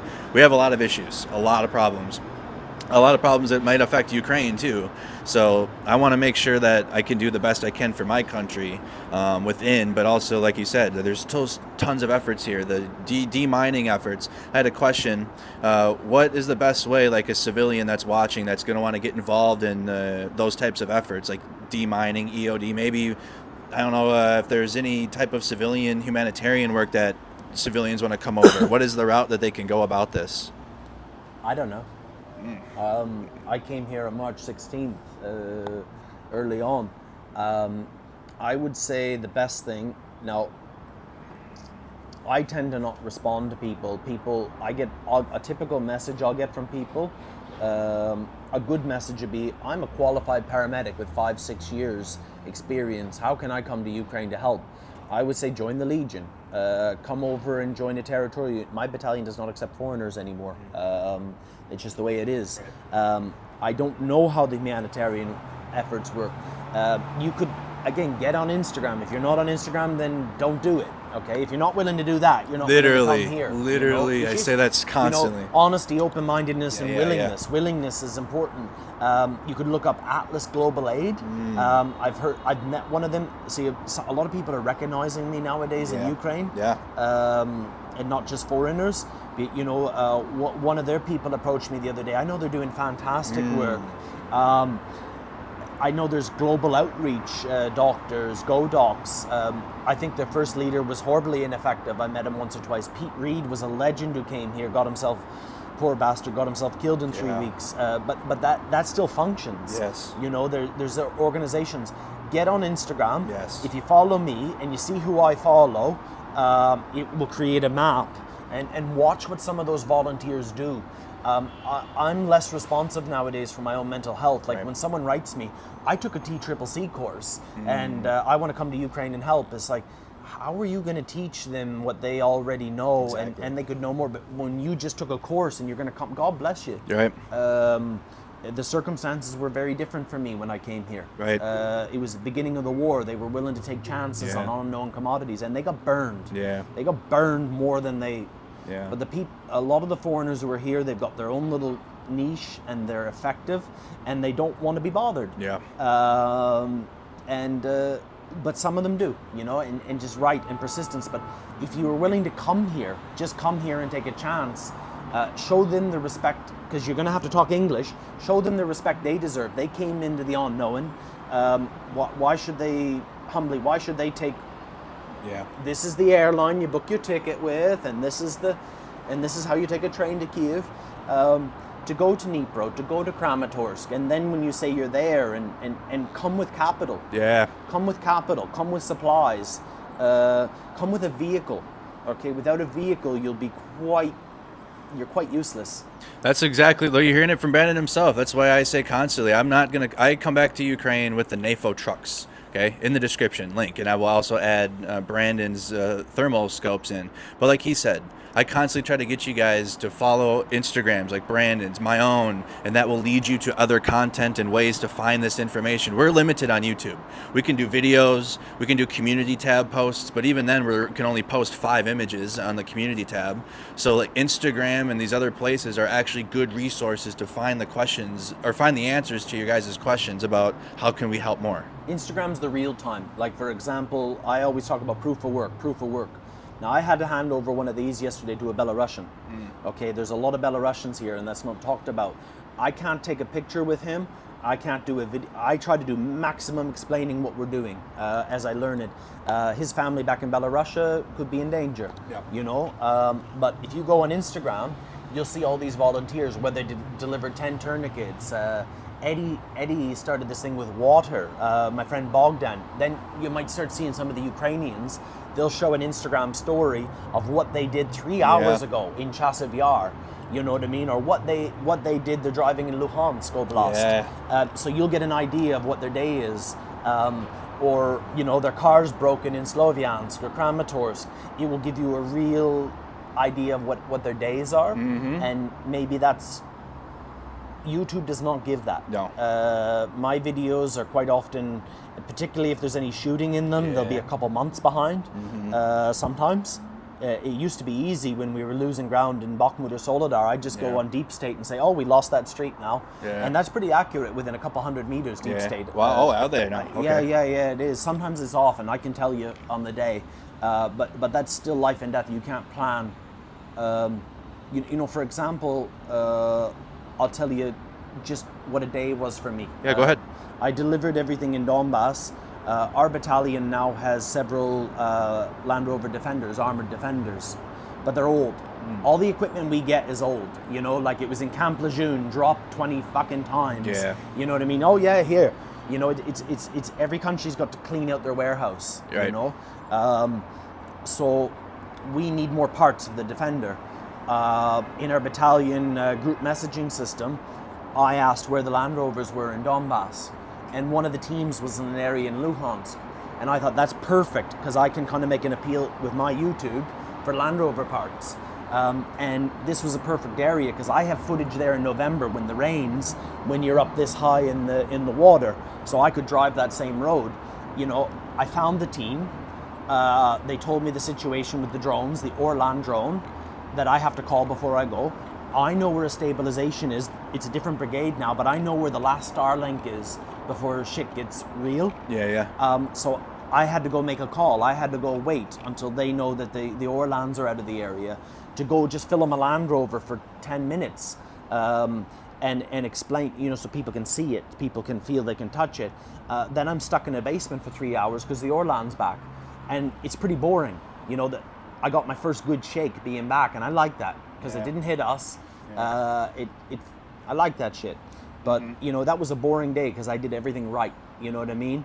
A call in advance. You know, for the last 30 minutes of the drive. You know, what's the drone situation?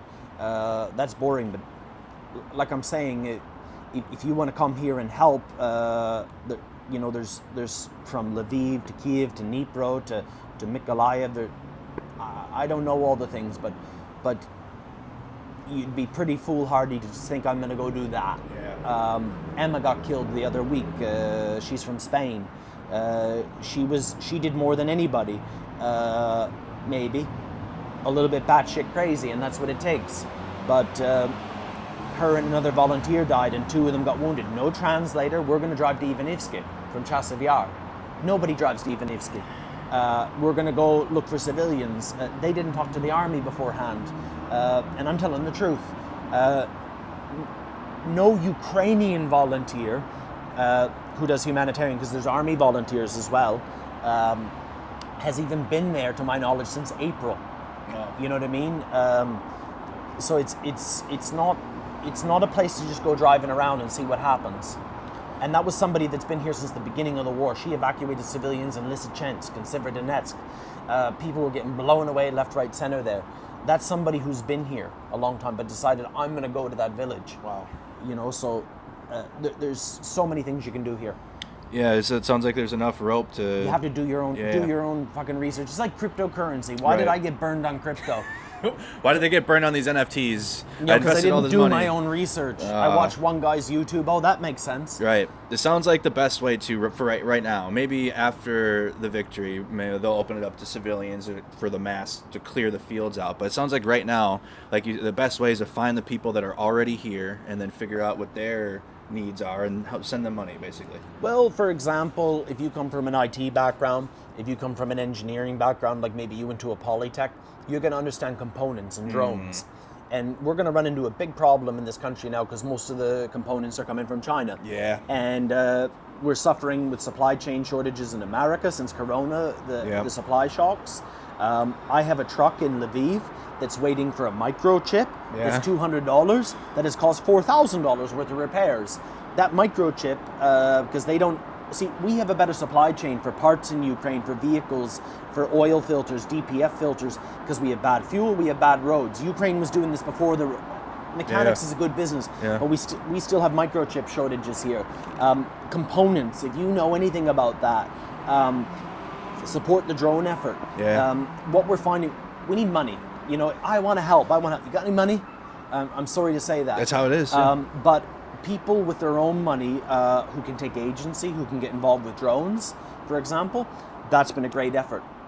That's why I'm hoping to appeal to the Land Rover clubs in England, because that's something they can get passionate about. You know what I mean? Yeah. That's something they can get passionate about, and we're getting better results. We're getting some of the best results I see. I deal with International Aid Group from Germany. Someone messages me, and depending, I'm sorry, I'm human. Like if you write me a message like this long before I've had my first coffee in the morning, I'm not going to read it. I might scan it. And why would I even reply if you don't have the empathy to? And I'm not special, but I said to this one guy once, I said, well, you're German, go talk German to them.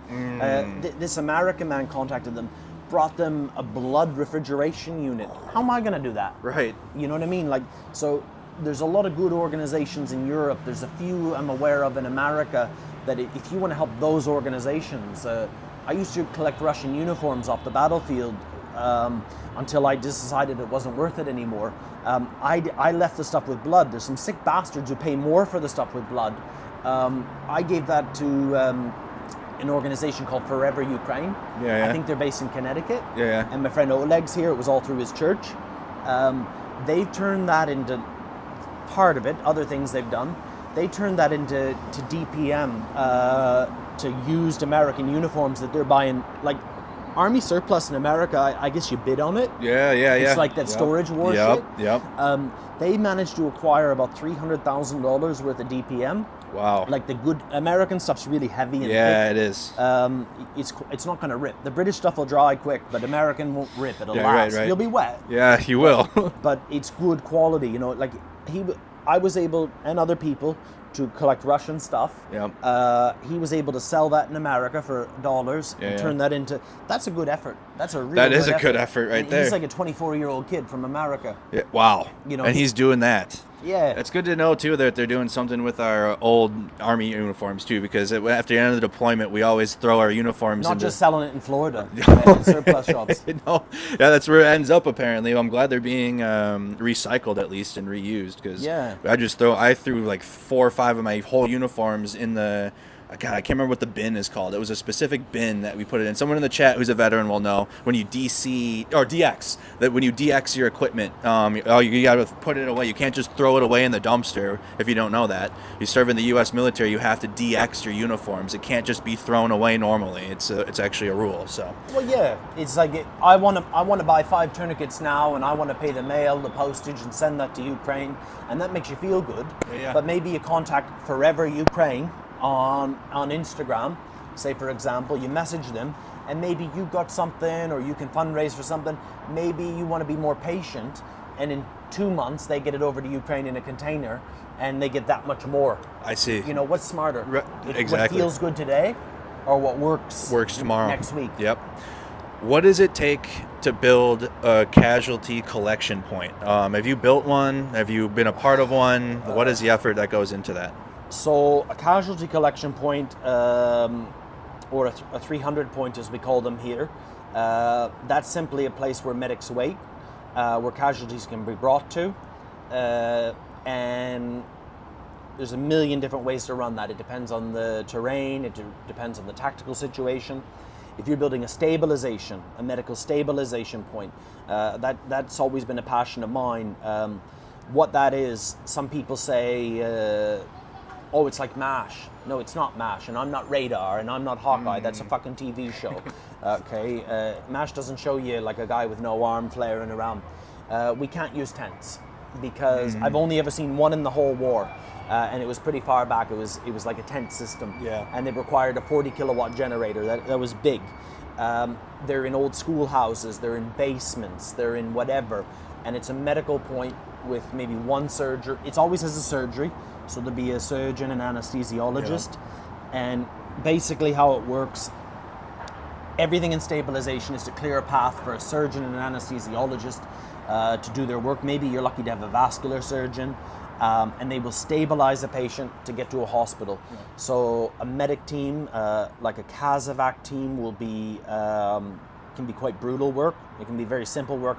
I can pretty much do everything on a casualty evacuation.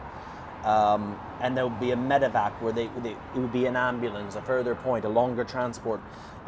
We can build these places out of nothing. They can be there for as short as a day or two. They can be there for months, and it can be an old schoolhouse. It has to be an unapparent building, and that's simply to stabilize a casualty over 20 minutes of work, possibly 30 minutes of work, so they can be stable to go on to the next point of care. And what those things require. Obviously they require a table. Quite often we don't have beds, or we don't need that. You don't need any of that fancy shit. Okay. You just got to get in there with scissors, cut them away. So you need garbage bags, bin liners. You need to keep them warm. Okay. Hypothermia. You got to clean them up so the surgeon can do his work, and that can be anywhere. So you need all the medical supplies that you would need for that. You'll need the colloids, crystalloids, fluids. You'll need all your drugs to constitute. You're going to need tourniquets, you're going to need hemostats, you're going to need scalpels, you're going to need a whole lot of things. But that can be done, like the space of your balcony can be a stabilization. Wow. That's all it is. That's all it is. That's all it is. So I became passionate about generators because we're working under head torches, 65 guys in one day running off 3.5 kilowatts of power. Trying to charge radios, trying to keep. Well, we didn't have Starlink that early in the war. For example, a lot of stabilizations they can run. Now we have EcoFlows. So I started fundraising for those in March. EcoFlow is like the size of it's about this big.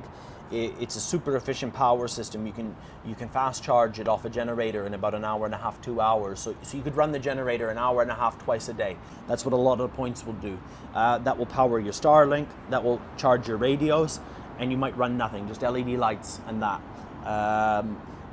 Then if you need more power, you'll run the generator. You need all the equipment. Maybe you'll have a vitals monitor. Okay. Defibrillators aren't used that much in the war. Usually they're dead by then. Doing compression, CPR, I've done that once and he died. That was my first guy that died on me.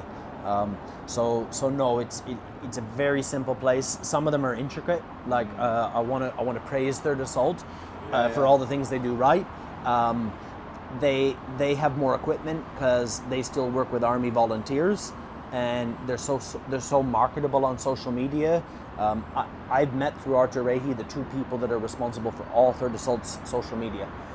Those two people have probably saved more lives and killed more Russians, and they're nerds who run social media in Kyiv. Wow. Because they're so receptive. They're receptive to media.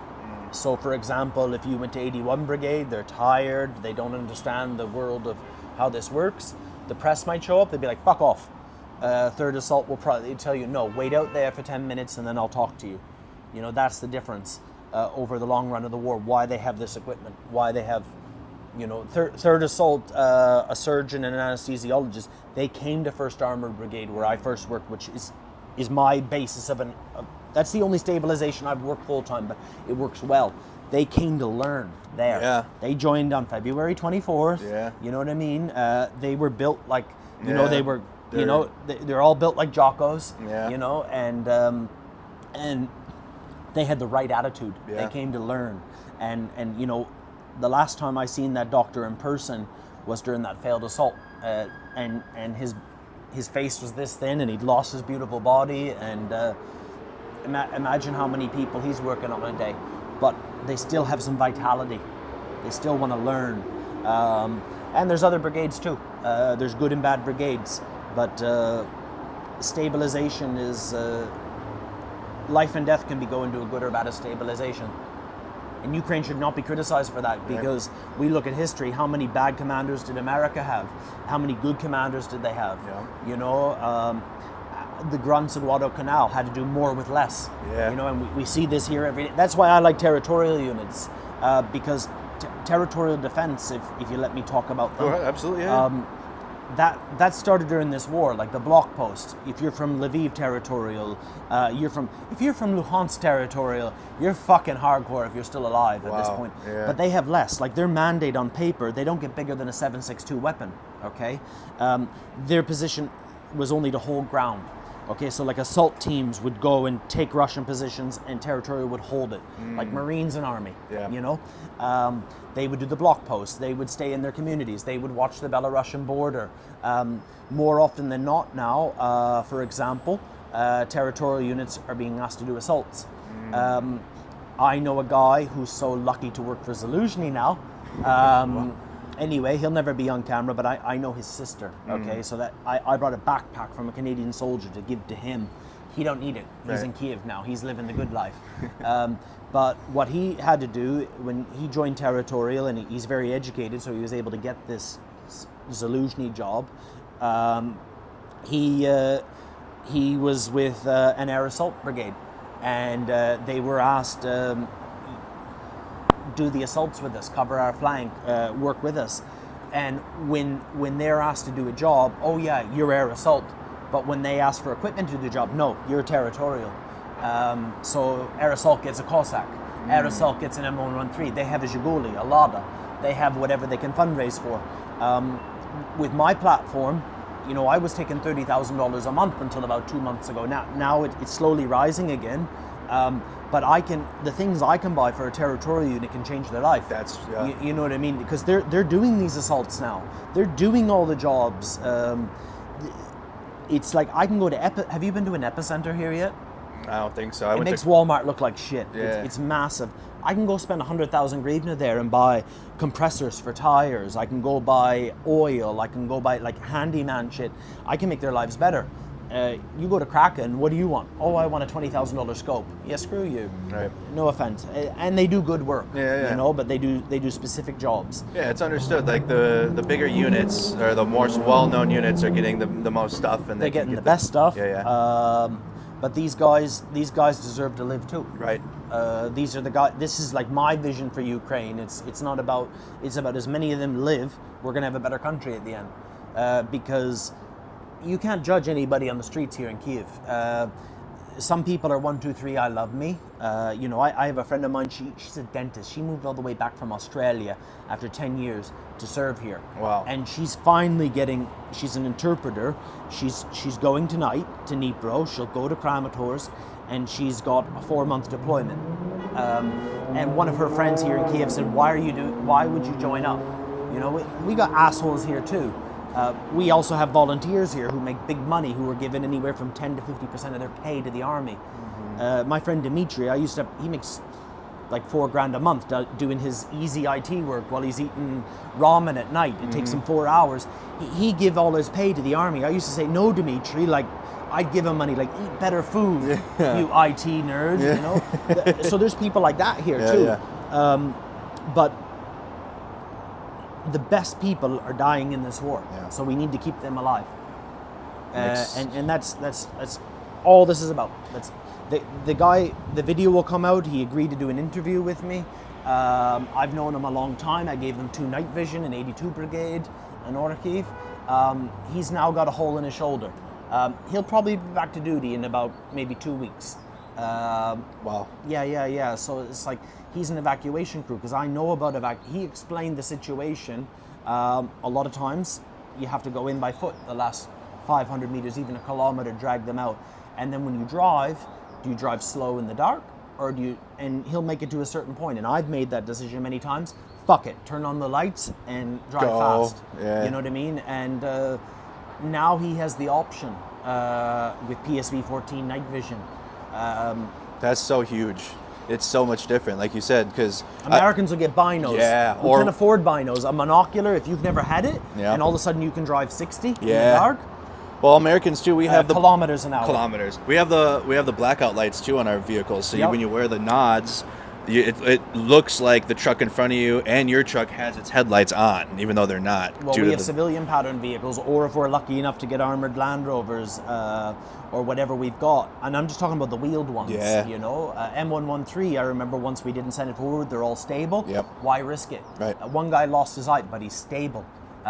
11 guys came out. We'll send a BMP-1 at the end of the night with the ammo. If we lose a BMP-1, if we lose an M113, you know, one of our gunners, he was only there for 5 days and he got taken out. People say, oh, you can't use this, you can't use that, you need a therm. It's like, we can't afford it. He killed 3 Russians with a PSV-14, with a 50 cal. 50 cal's an area weapon. Yeah. You know, the driver had them. Like, we're just looking for scalable solutions. Yeah. Scalable, it works. Yeah, absolutely. You know, I'm really passionate about this stuff because I've done it. I've driven over mines. We've had head-on collision, only driving 20 slow, but 20 plus 20 equals 40. Wrecked 2 cars. You know what I mean? One guy has a whiplash, but it's Ukraine. He's not a pussy. He's not going to sue. Okay? These are the little things. And when he told me Skip and 82 Brigade hit exactly what they were working on, I understood completely.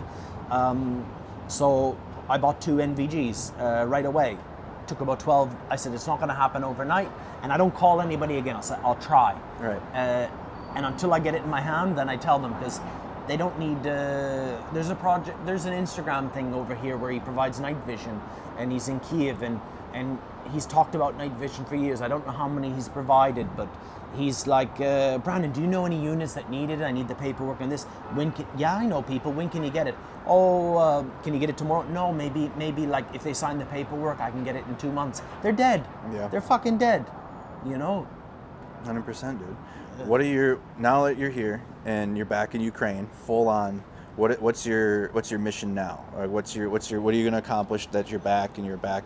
You actually leave pretty quickly after this interview. You're going back to the south, I believe. So this truck's got problems with the steering column. Mm-hmm. There's a suspension issue, so that will go in to get repaired.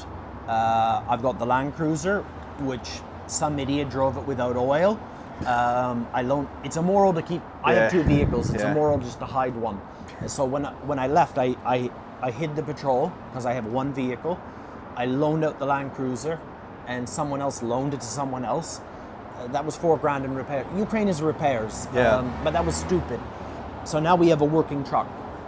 Another one will take a week or 2 to get repaired. Yep. It's back to Kherson. It's back to work. Back to work on rotation. But on days off, or mostly in Kherson, I did work a week in Kherson on positions. You're done around 8 in the morning, and the next crew comes in. So you're doing overnight shifts, and Kherson's a hell of a war, you know. Until it changes, it's like you can shoot at Russians, but in 10-15 minutes drive, you can have like 4 or 5 restaurants, 6 supermarkets. You can you can have a shower. I showered every day in Kherson. The drone guys, they can go with a hot coffee in a paper cup. You know what I mean? Like to the position, like Wow. Yeah. Just rock up with your bag, all your batteries, everything. Do your work for the night. It's usually busy the first couple hours, and then they take shifts.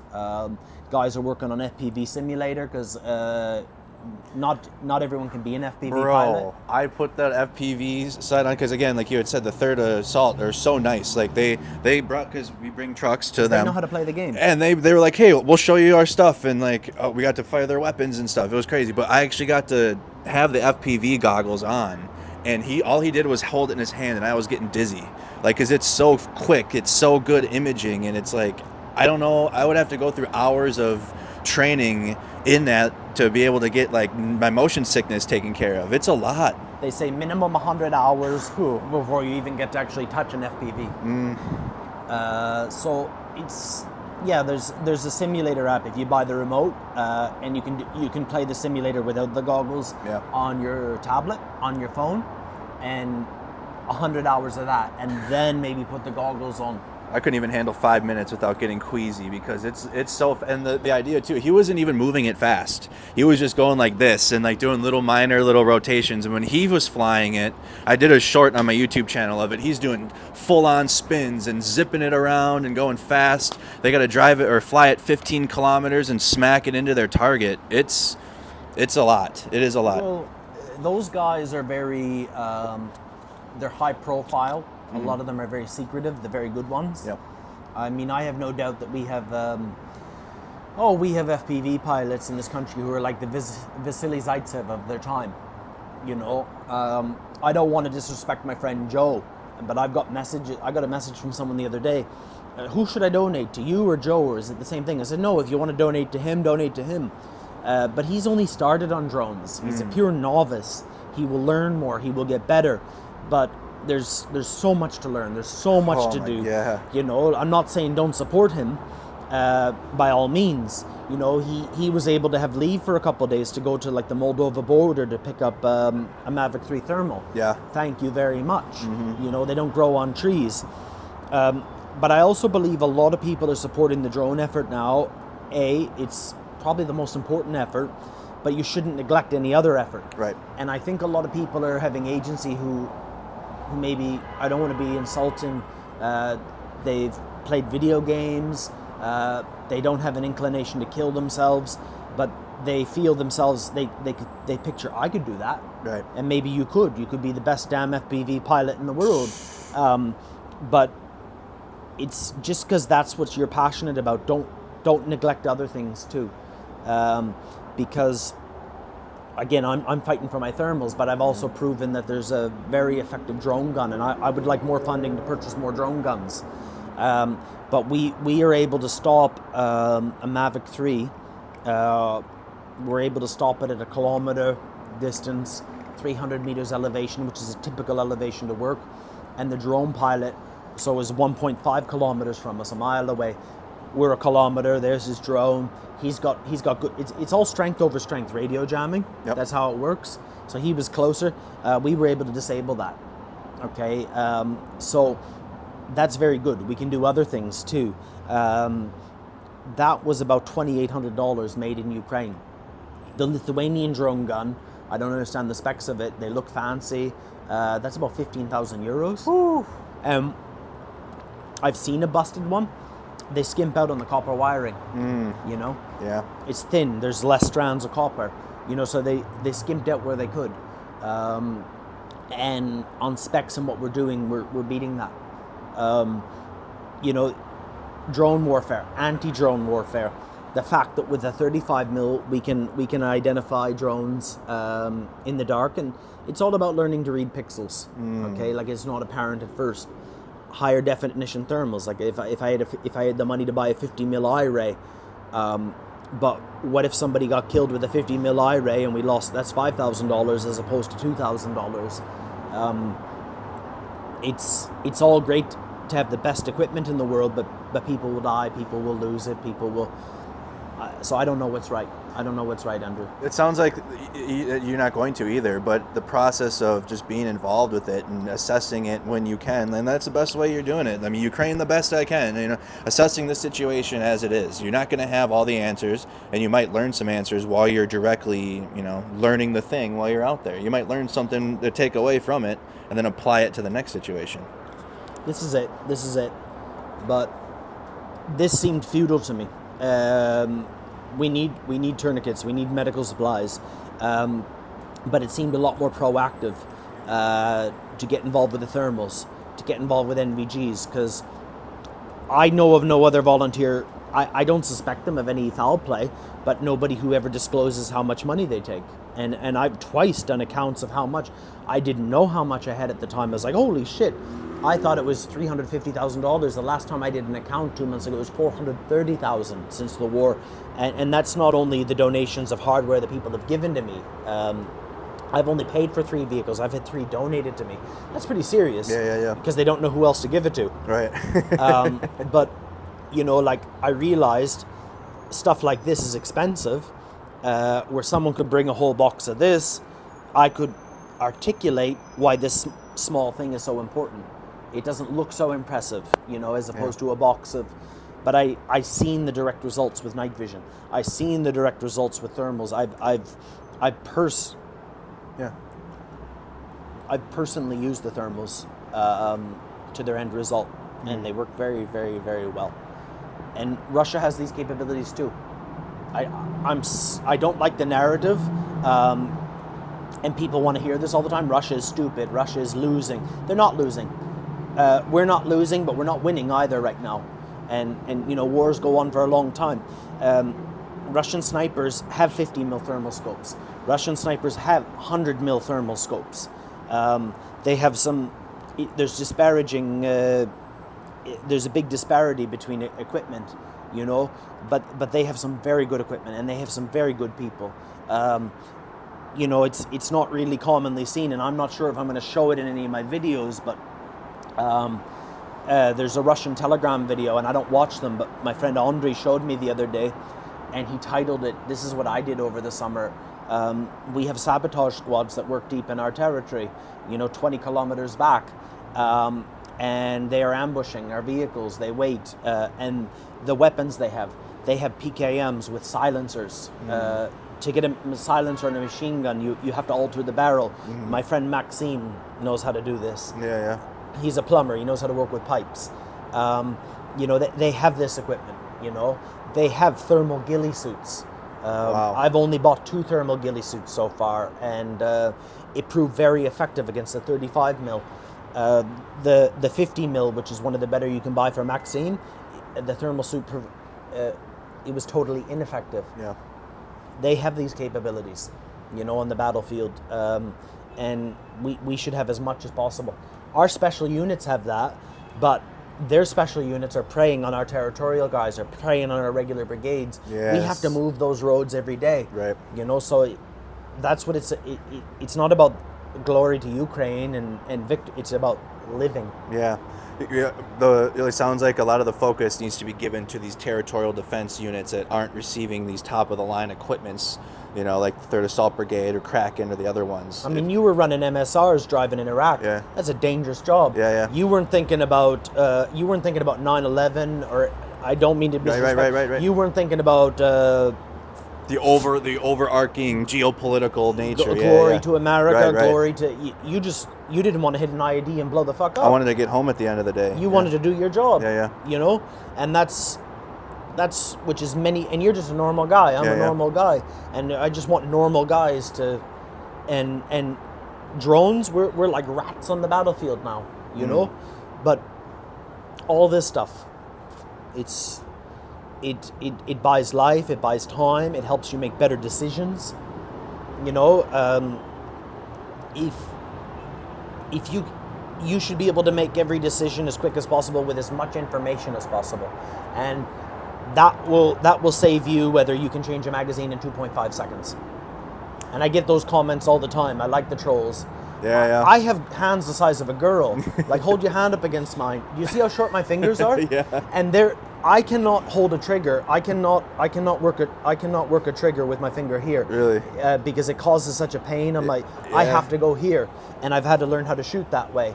But you know how many of my comments are, you're doing it wrong, bro. Yeah, right. It's like, yeah, I do a lot of things wrong, but it's like you only know what you see on the camera. Armchair generals, that are watching through the screen, 100%. You know, who's that Marine guy who like criticizes every video there? He's like, he kind of looks like a skinny rock. You know what I mean? He gets like 500,000 views. Yeah, he does. But he only knows his war. Yeah, exactly. I don't. All my friends who are in Kharkiv, like, soon one of my interviews will be up with one of my friends from the Legion. I've supplied them a bit of gear, and it's just me and him talking for 50 minutes. They called me up when they came to Donbass, and he's part of a very well-equipped Legion team. I was like, why are you calling me? You know what I mean?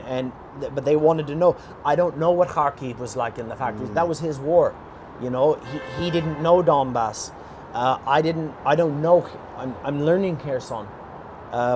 Everybody's war is different. So true. Even Operation Enduring Freedom, Iraqi Freedom. That's maybe certain weapon systems like how to drive the M113 or how to drive an MRAP. Maybe veterans from that war can help with that. But other than that, fighting in a trench, surviving in a trench, taking artillery fire, no air support, no medevacs, no helicopters, no Blackhawks, no Apaches, no Reaper drone in the air that can just like annihilate someone. They don't have any of this here, and we had all of that. You know, we had so many layers of security beyond our own individual securities that we had in our convoys and stuff. That is just not. It's not here. It's not happening. It's just completely two different wars. So when people criticize this that served in my war that we were in, I just don't feel it's fair. It's just unfair criticisms that we had, and we suffered. We said 7,000 losses in 21 years of a conflict that was just a waste of time.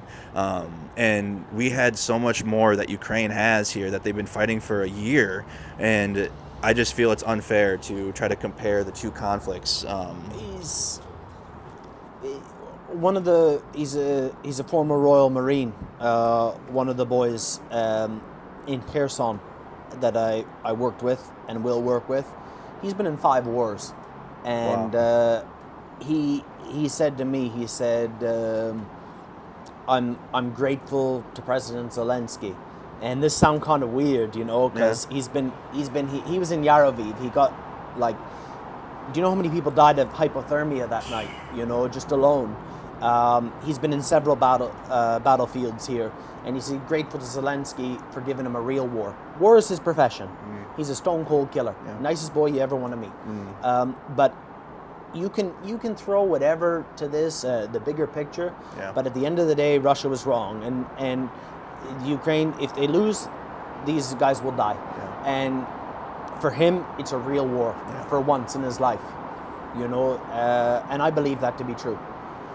I've heard that from many. If we lose, we're all fucked. This is not, we are not the invader. We are invaded. So it's just simple, everyday shit. And you're doing your thing, and everyone's doing their thing. Like Ali's it was with her hip. You know, like, how could you function without her? How would Starsky? She helps Georgie. She does mods a lot. You know what I mean? She's Max called it the other day. My friend, he's been out for a while now. He got blown up. An ATGM hit his truck. He went to get 8 guys, and he volunteered for it. And 4 died and 4 lived. You know, he said to me, when you play the video game, I forget what it was, but there's like a spotter and a shooter. Okay. And the score gets split in 2. Yeah. And there's a lot of people in our community who they've got points as well. They've got a lot of points to make this work. So let's not be under any illusion here. We're all working for a common goal. It takes everyone too. That in your own individual power that you can do. If it's like my mods, or like Ali, who's modding so many things, or people that are supporting in different ways. Even if they don't have any money to spend, but they're being involved. Like they're aware. They are getting the correct information, and then they can share that to someone that might have money. And like, hey, I follow Brandon Ukraine the best I can on Instagram, and he's got these. Oh, how can I support? I really can't, but can you? And like, yeah. And so it's just things like that. It's everything. Yeah. It's everything. Like my friend Casey, U.S. Army sniper, paramedic, civilian life, joined our battalion, was operational in Pisky. Yeah. It was pretty hot there last summer.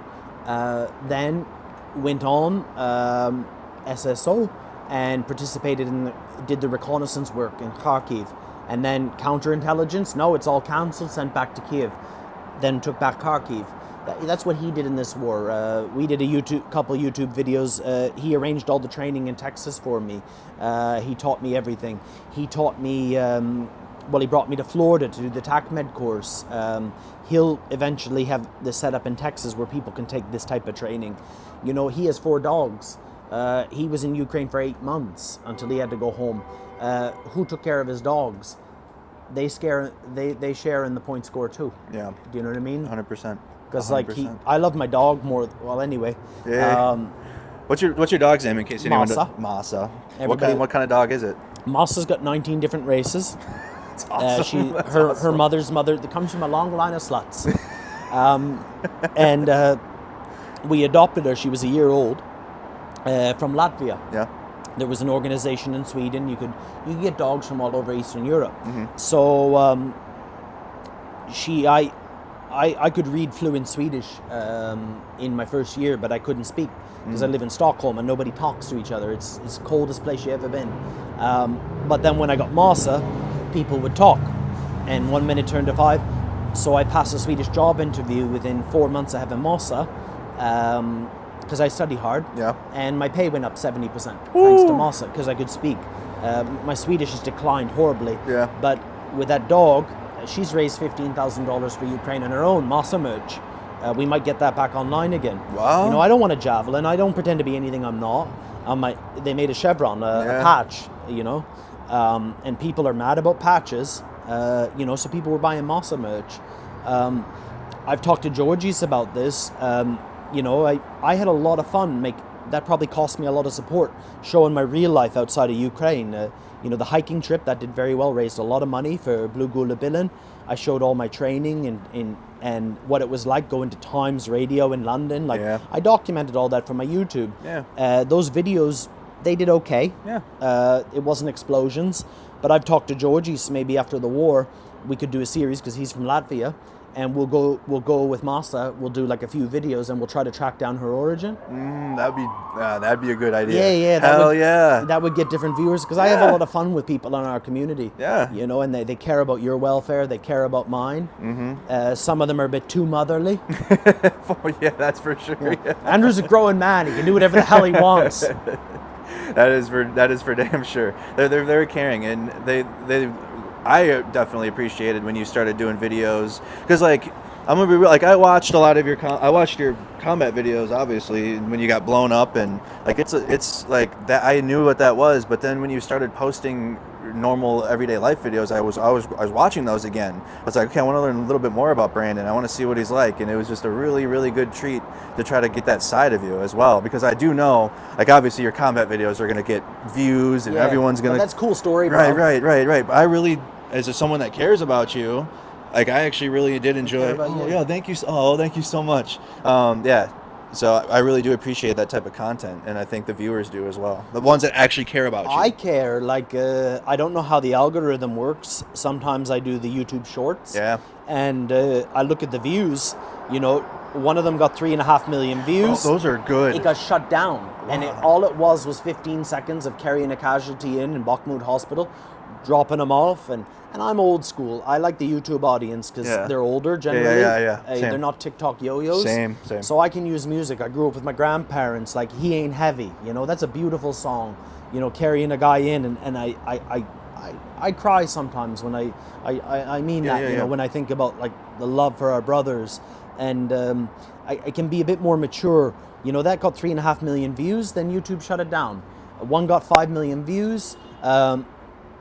Me running out of Oleg's house in Blahadatne when rounds are cracking, you know, that got that got like 700,000 views. Some of them get 4,000 views. I don't know how that works, but one of us eating sushi in Konstantinivka one night in one of the med houses, that got like 300,000 views. Yeah. And to me, that's cool. Yeah. Like us eating sushi. Yeah. Bakhmut pizza delivery was my favorite YouTube video I ever done. Yeah. It only got 20,000 views. But, you know, like under red light, Yeah. like we got these little yellow buses. Those boys are going out, you know. Yeah. I'm bringing pizza to one place, but I bought 10 pizzas. So you get this foreigner here who spoke 50 words of Russian at the time. What the fuck? Right. Like, can you imagine how, you know, you're going towards Klishkivka. Yep. You know, so you go about 10 clicks to go. Yep. You're all lined up, bombed up, and then some guy who speaks 50 words of Russian is giving you like 3 pizzas. What the fuck? What the fuck? You know, and I love that. Yeah, you yeah. know? The shorts are a good thing. I'm starting to post more shorts too, and they get views like out of nowhere. I actually reposted the video of the storm shadows hitting the Black Sea Fleet, and that got like 30,000 views. Like Who just knows? random, you know, it's just a slot machine. Like you Ask literally. Artur Rehi. He's the only one I've seen out of us, but I think he's got professionals helping him. Yeah. He's You're good. more by yourself. Yeah, and yeah. You've learned. Yeah. Like his shorts get like, God, his podcast channel, just him taking clips out of Yeah. me. That he got like 40,000 more followers out of that, and Yeah. you know, good on him. You know. Yeah, it's Could have tagged me in it, but he's since made good on it. Like he helped me a few weeks ago here Yeah. with the thermals. Yeah. He gave me first and end of the video, and that's helped pay for a couple more thermals. It does help. Artur, I talk to him almost every other day now. He just messages me on Instagram and asks like, "Hey, you're still in Kyiv?" Like he wants to stay here longer because he comes with the NAFO convoy and then he's got to get back because he's got things going on. But he's got all that set up at home and Yeah. shit with like the mics going here. Yeah, and you've been got there. All that. I actually haven't. I was going to, but it was too late. But when I come back in November, he's going to have me on and we'll do that. But you actually got to sit down and do that with him. Yeah. Well, I work. I'm still employed by an Estonian company. Nice. I did 5 weeks training originally in talent. That was a motivation for me coming here. You know. Yeah. It's like if this don't work, they're screwed. Yep. Yeah, no, I went over for 2 days. I met Artur one day and went into the podcast studio, and they got like 3 cameras, and you know, everything I do is on an iPhone. Yeah. Same. I might try to learn to work the GoPro again. Starsky gave me one, Yeah. a GoPro 10, and I use that for some stuff. But I don't know. I brought my laptop. I've Yeah. invested in like these things. Yeah, the GI mics. Because Times Radio is very receptive, and Peter Mansbridge in Canada, that like I could kind of be there and gently introduce like a rota commander that I've worked for that speaks good English, Yeah. and then they could do their interviews for the Frontline series.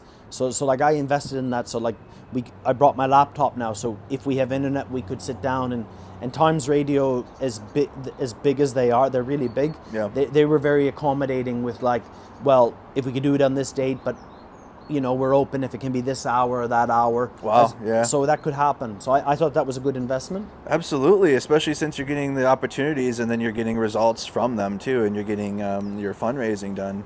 Very important. And it just shows like you have your YouTube channel and your social media, and Yes. like to get that, and that's a whole job in itself. But then you're also you're in the hospitaliers and you're helping civilians and you're defending you're defending Ukraine at the same time.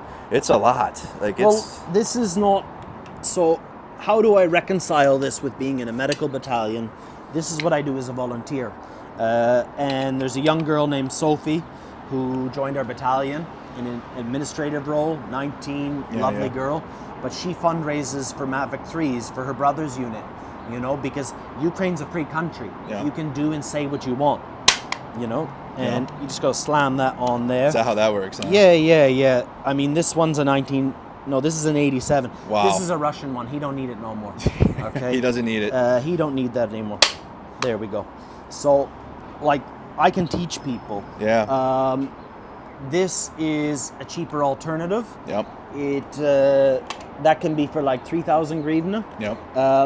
This Picatinny was 10,000, but I bought both of them, you know, to see how they work for different weapons platforms. What about your suppressor? What was that looking like? Well, that suppressor, that's made in Odessa. This is a good suppressor. Yeah. It looks like it. That one was like 2,500 grivna. Okay. but it's important to zero your weapons with these things. Now, a lot of people don't know these basic skills here in Ukraine. Like, if you look at my last YouTube video, it's my first time as an RSO, a range safety officer. Yep. I lost control of that range because some of the boys are a bit cowboy. Like, you're only there 2 minutes and you're at the 100, as if we have one, and they're already popping off rounds. You know what I mean? Oh, yeah, keep talking. Look at that. It's made in Ukraine, you guys. Look at that. We make many things here. Make thermoscopes. There's an entire medical industry here. There's so many things, and I would like to see that developed. A man in Sweden who donates a lot to us. He's a day trader. He's a stockbroker, and he gets paid a lot of money. And he's given hundreds of thousands to Ukraine. He says to me, the only way that this is sustainable, we have to make business in Ukraine. And he's very interested in medical products that are produced here, that are proven and tried. And I think Ukraine's maybe a good brand name now. Like Made in Germany is a good brand name. IKEA is Sweden, whether it's good or not. But things that are actually made in Ukraine, that medical products can be exported. And like on a 2-price tariff, that it would be sold cheaper in Ukraine for profit, and then it would be exported at a higher price. And that makes sense to me long term, because if something does not turn profit or show results, it's unsustainable. So there's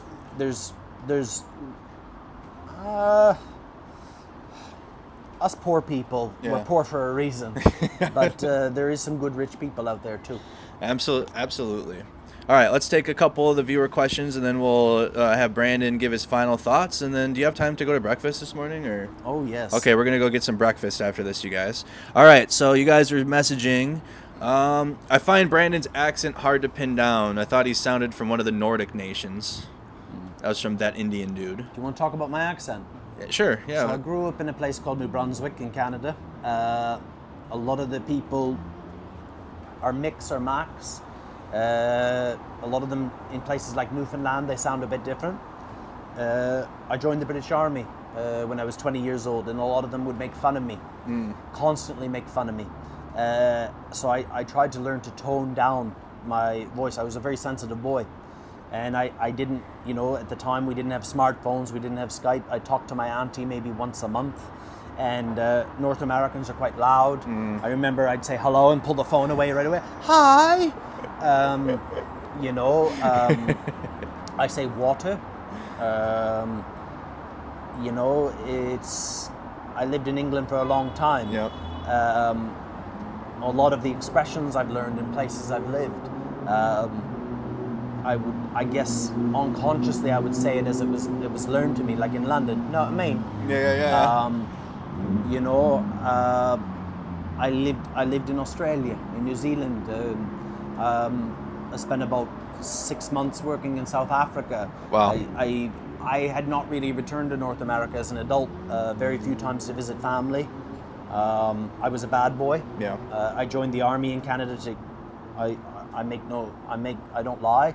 I drank a lot, I did a lot of drugs, I sold a lot of weed before I joined the army. Thankfully I joined the army, but there was no reason for me to return home. So my whole adult life has lived somewhere else. I'm kind of like one of those stupid guys. Like, do you ever see that guy? I don't know that movie there. Like, whenever he's ordering food in the Chinese restaurant, he talks funny. It's like, "Hello, can I have a number 3?" Yeah. It's like, Vogel, what the fuck are you doing? That's right. That's kind of me, and I noticed that with the Ukrainians. I noticed that with my friend Rebecca. She talks like a fucking retard. Yeah. But it's like, you get the ones that speak English. You talk so slow, right? And otherwise they won't understand, right? So I know this with my friend Dan.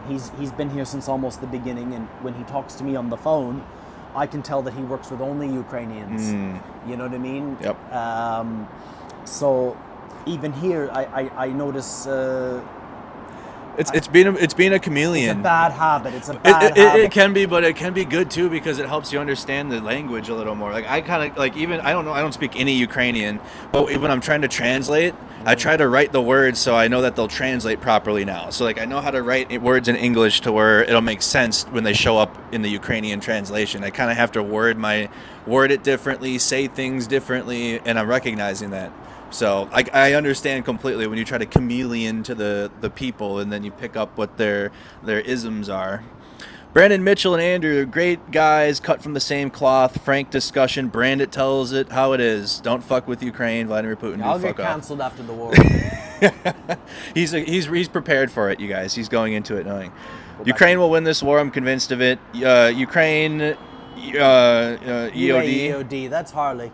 It's Harley. Yeah. All right. So, Vladimir, thank you to both of you for my favorite Good Morning Kyiv this season. Genuine and important conversation. Thank you so much, Brandon, for all your service in Ukraine. And thank you both for an amazing live stream in Good Morning Kyiv. Wishing you all the best, Brandon, from Vladinator. The Vladinator gave 10 gifteds there. And then Blue Texas gave enough for the breakfast fund. You guys are amazing. Thank you, Blue Texas. We're going to have an amazing breakfast after this. So, Brandon, let's get your final thoughts. Anything that you have on your mind still that you didn't get out during this amazing conversation that you want to share? Well, I'd like to continue my work as much as possible. Sadly, I'm now becoming of two thoughts. I've shouted and showed everybody else's work so often, my friends, and they're good people. I need continued support because I've essentially bled some of my own support by other people. But you know, for you're sharing your platform with me. You know, that's a sacrifice to your own work as well.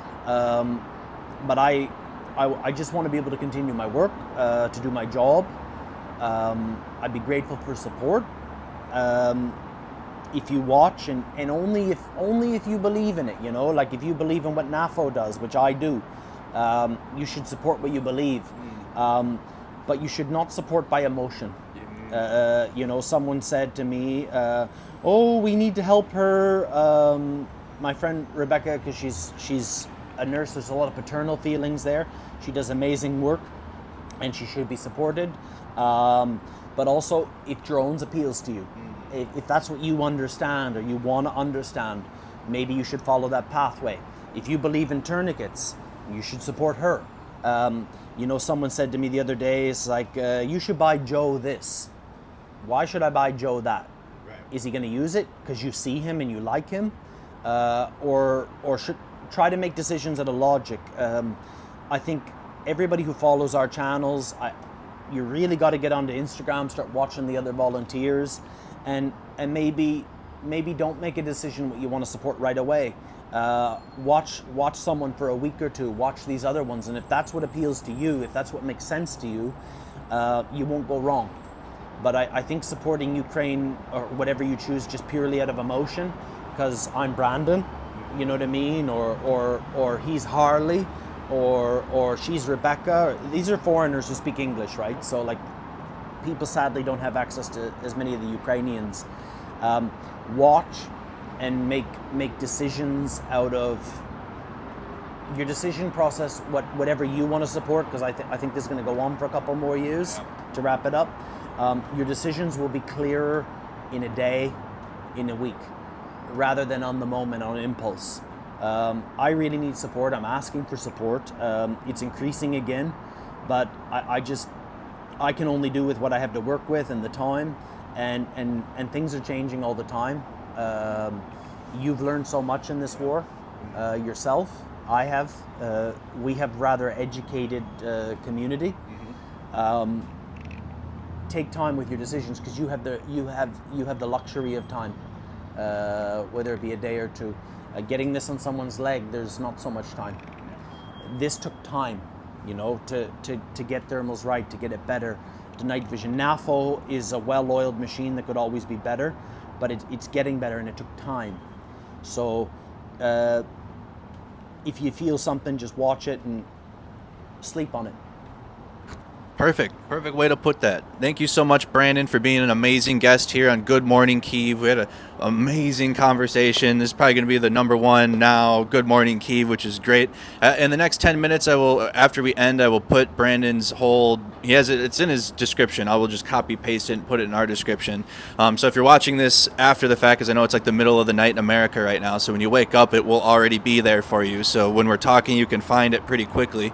Thank you to all the supporters. I see Rick the Ukrainian in the chat. Thank you so much for Rick's channel. Allison, hello, yep, Allison. hello, Allison. Hello, Hanukkah. Allie, we say Allie's in there. Brandon's looking at it now. You can kind of see some of the people in there. Yeah, I really look out for the names. Like some people, like if Eamon wasn't there, I'd be worried. If Ozzy T wasn't there, I was like, shit, did he have a car accident? Yeah, right. I know Ozzy T for sure. Nigel, thank you very much. Like Nigel supports me all the time, and it's just Sally. You know, like there's so many people. Thorn, yes. We know some of the same people. Oh yeah. You know, KL. It ain't going anywhere. I'll put this out here, and this is a long shot. Built 75. When I was in Germany and the truck broke down, I spent 2 weeks there, and Jelika, who's a supporter on YouTube, she took me into her home. You know, it was her father's, elderly father's house. She has a friend who works for TUI, which is one of the biggest travel agencies in the world. They have access to cruise ships, and I thought to myself, what do you say maybe after this war, a couple of years later, we give everyone notice, we all go, I don't know, we go on not the first victory, maybe the second or third victory parade. We all go on a cruise ship leaving from Florida. You, me, Starsky, we get Georgie's, we get everybody. We might even no, we won't invite him. Never mind. You know, but everybody, we could all be together, because I've seen the beauty of people who it requires a great amount of empathy to support this cause every month. You know, like maybe we could all go on a Caribbean cruise together, a Ukraine cruise. The YouTubers, different people in the community. We could have chat discussion groups. You know, Archer could bring his accordion. You know, when this is all over, and it could, that like a charter cruise could be arranged, just say for example. And like some of the people that are on here, we could put faces to names. So I don't know. I think that'd be all right. And the gigolos, like Pasha, you know, he could wear like the Chippendale. Yeah, you can wear the whole deal. People be throwing money for Ukraine. So it should show you guys that your efforts participating in Brandon's community, Rick's community, Archer's community, Georgie's community, Starsky's community. You guys clearly all are one collective. Okay, it's not. We have our tired. Yeah. We have our own YouTube channels, but we need each other, okay? We need each other. It's not just one individual, like Mercado Media is on its own, or Brandon Mitchell's on its own. It's not like that, okay? What's my weapon of choice? I'll show you my weapon of choice. I'll answer that right now. Oh, here we go. Where is my weapon of choice? Bonus. Let me get it. Oof, that's deep. I can't tell you how many Russians we've killed with this. That's deep. That's super deep. You might get 2 or 3 before they get you, and they might get me yet. But if I was, but your weapon of choice, force multiplier. Absolutely. Cell phone, force multiplier, doing what we can do. You can find our NAFO fundraiser. Again, guys, we're like less than 8,000 euro away from getting this next truck. What's that? My sidearm. Your sidearm for the range. Also very important to have targets to shoot. NAFO fundraiser, guys. Let's get this 4x4 electronic warfare van done. Again, in the next 10 minutes, I will have Brandon's fundraiser for his thermals and his efforts that he's got going on. We learned that the tourniquets, if they work, they're needed, right? The war over the cat tourniquet and the Dnipro tourniquet is for Twitter. Okay, it's a Twitter thing. It's not real life. They're using, clearly Brandon brought 3 different tourniquets that he's very confident in using and will use. So that's that argument. And again, if you guys have any questions for Brandon or anything, you can follow him on Instagram. Subscribe to his YouTube channel. It's in the description, and it's also the hyperlink in the title. So all you got to do is click his channel, and you can subscribe. Subscribe to Mercado Media, all right? Make sure your notifications are turned on. Join our Discord server, our Telegram channel. That's where our community is, where you guys can talk with each other and do things outside of our videos. It's a great opportunity. So thank you guys again so much for tuning in. Brandon, what an amazing guest. Now you can breathe. Breathe, Andrew. Breathe. Now I can piss now, so that's really what I'm excited about. I can actually go use the bathroom. I was going to leave you here by yourself, and I just go and use the bathroom. I'll do a toilet review. Do another toilet review. Thank you guys again. We're going to go have some breakfast now, and maybe I'll do a video of our breakfast and post it for you guys. It'll be a good thing. All right, guys. Have a wonderful Saturday. See you guys on the next one. Slava Ukraine. Slava. All right. All right. What a great Smash conversation. that button. Smash that button. Smash it. Oh, yeah. Plus is all over the chat, too. I'm seeing it. Yeah, I killed my own algorithm just trying to teach people stop writing long messages. Just be to the point and plus minus. Killed my algorithm. All right.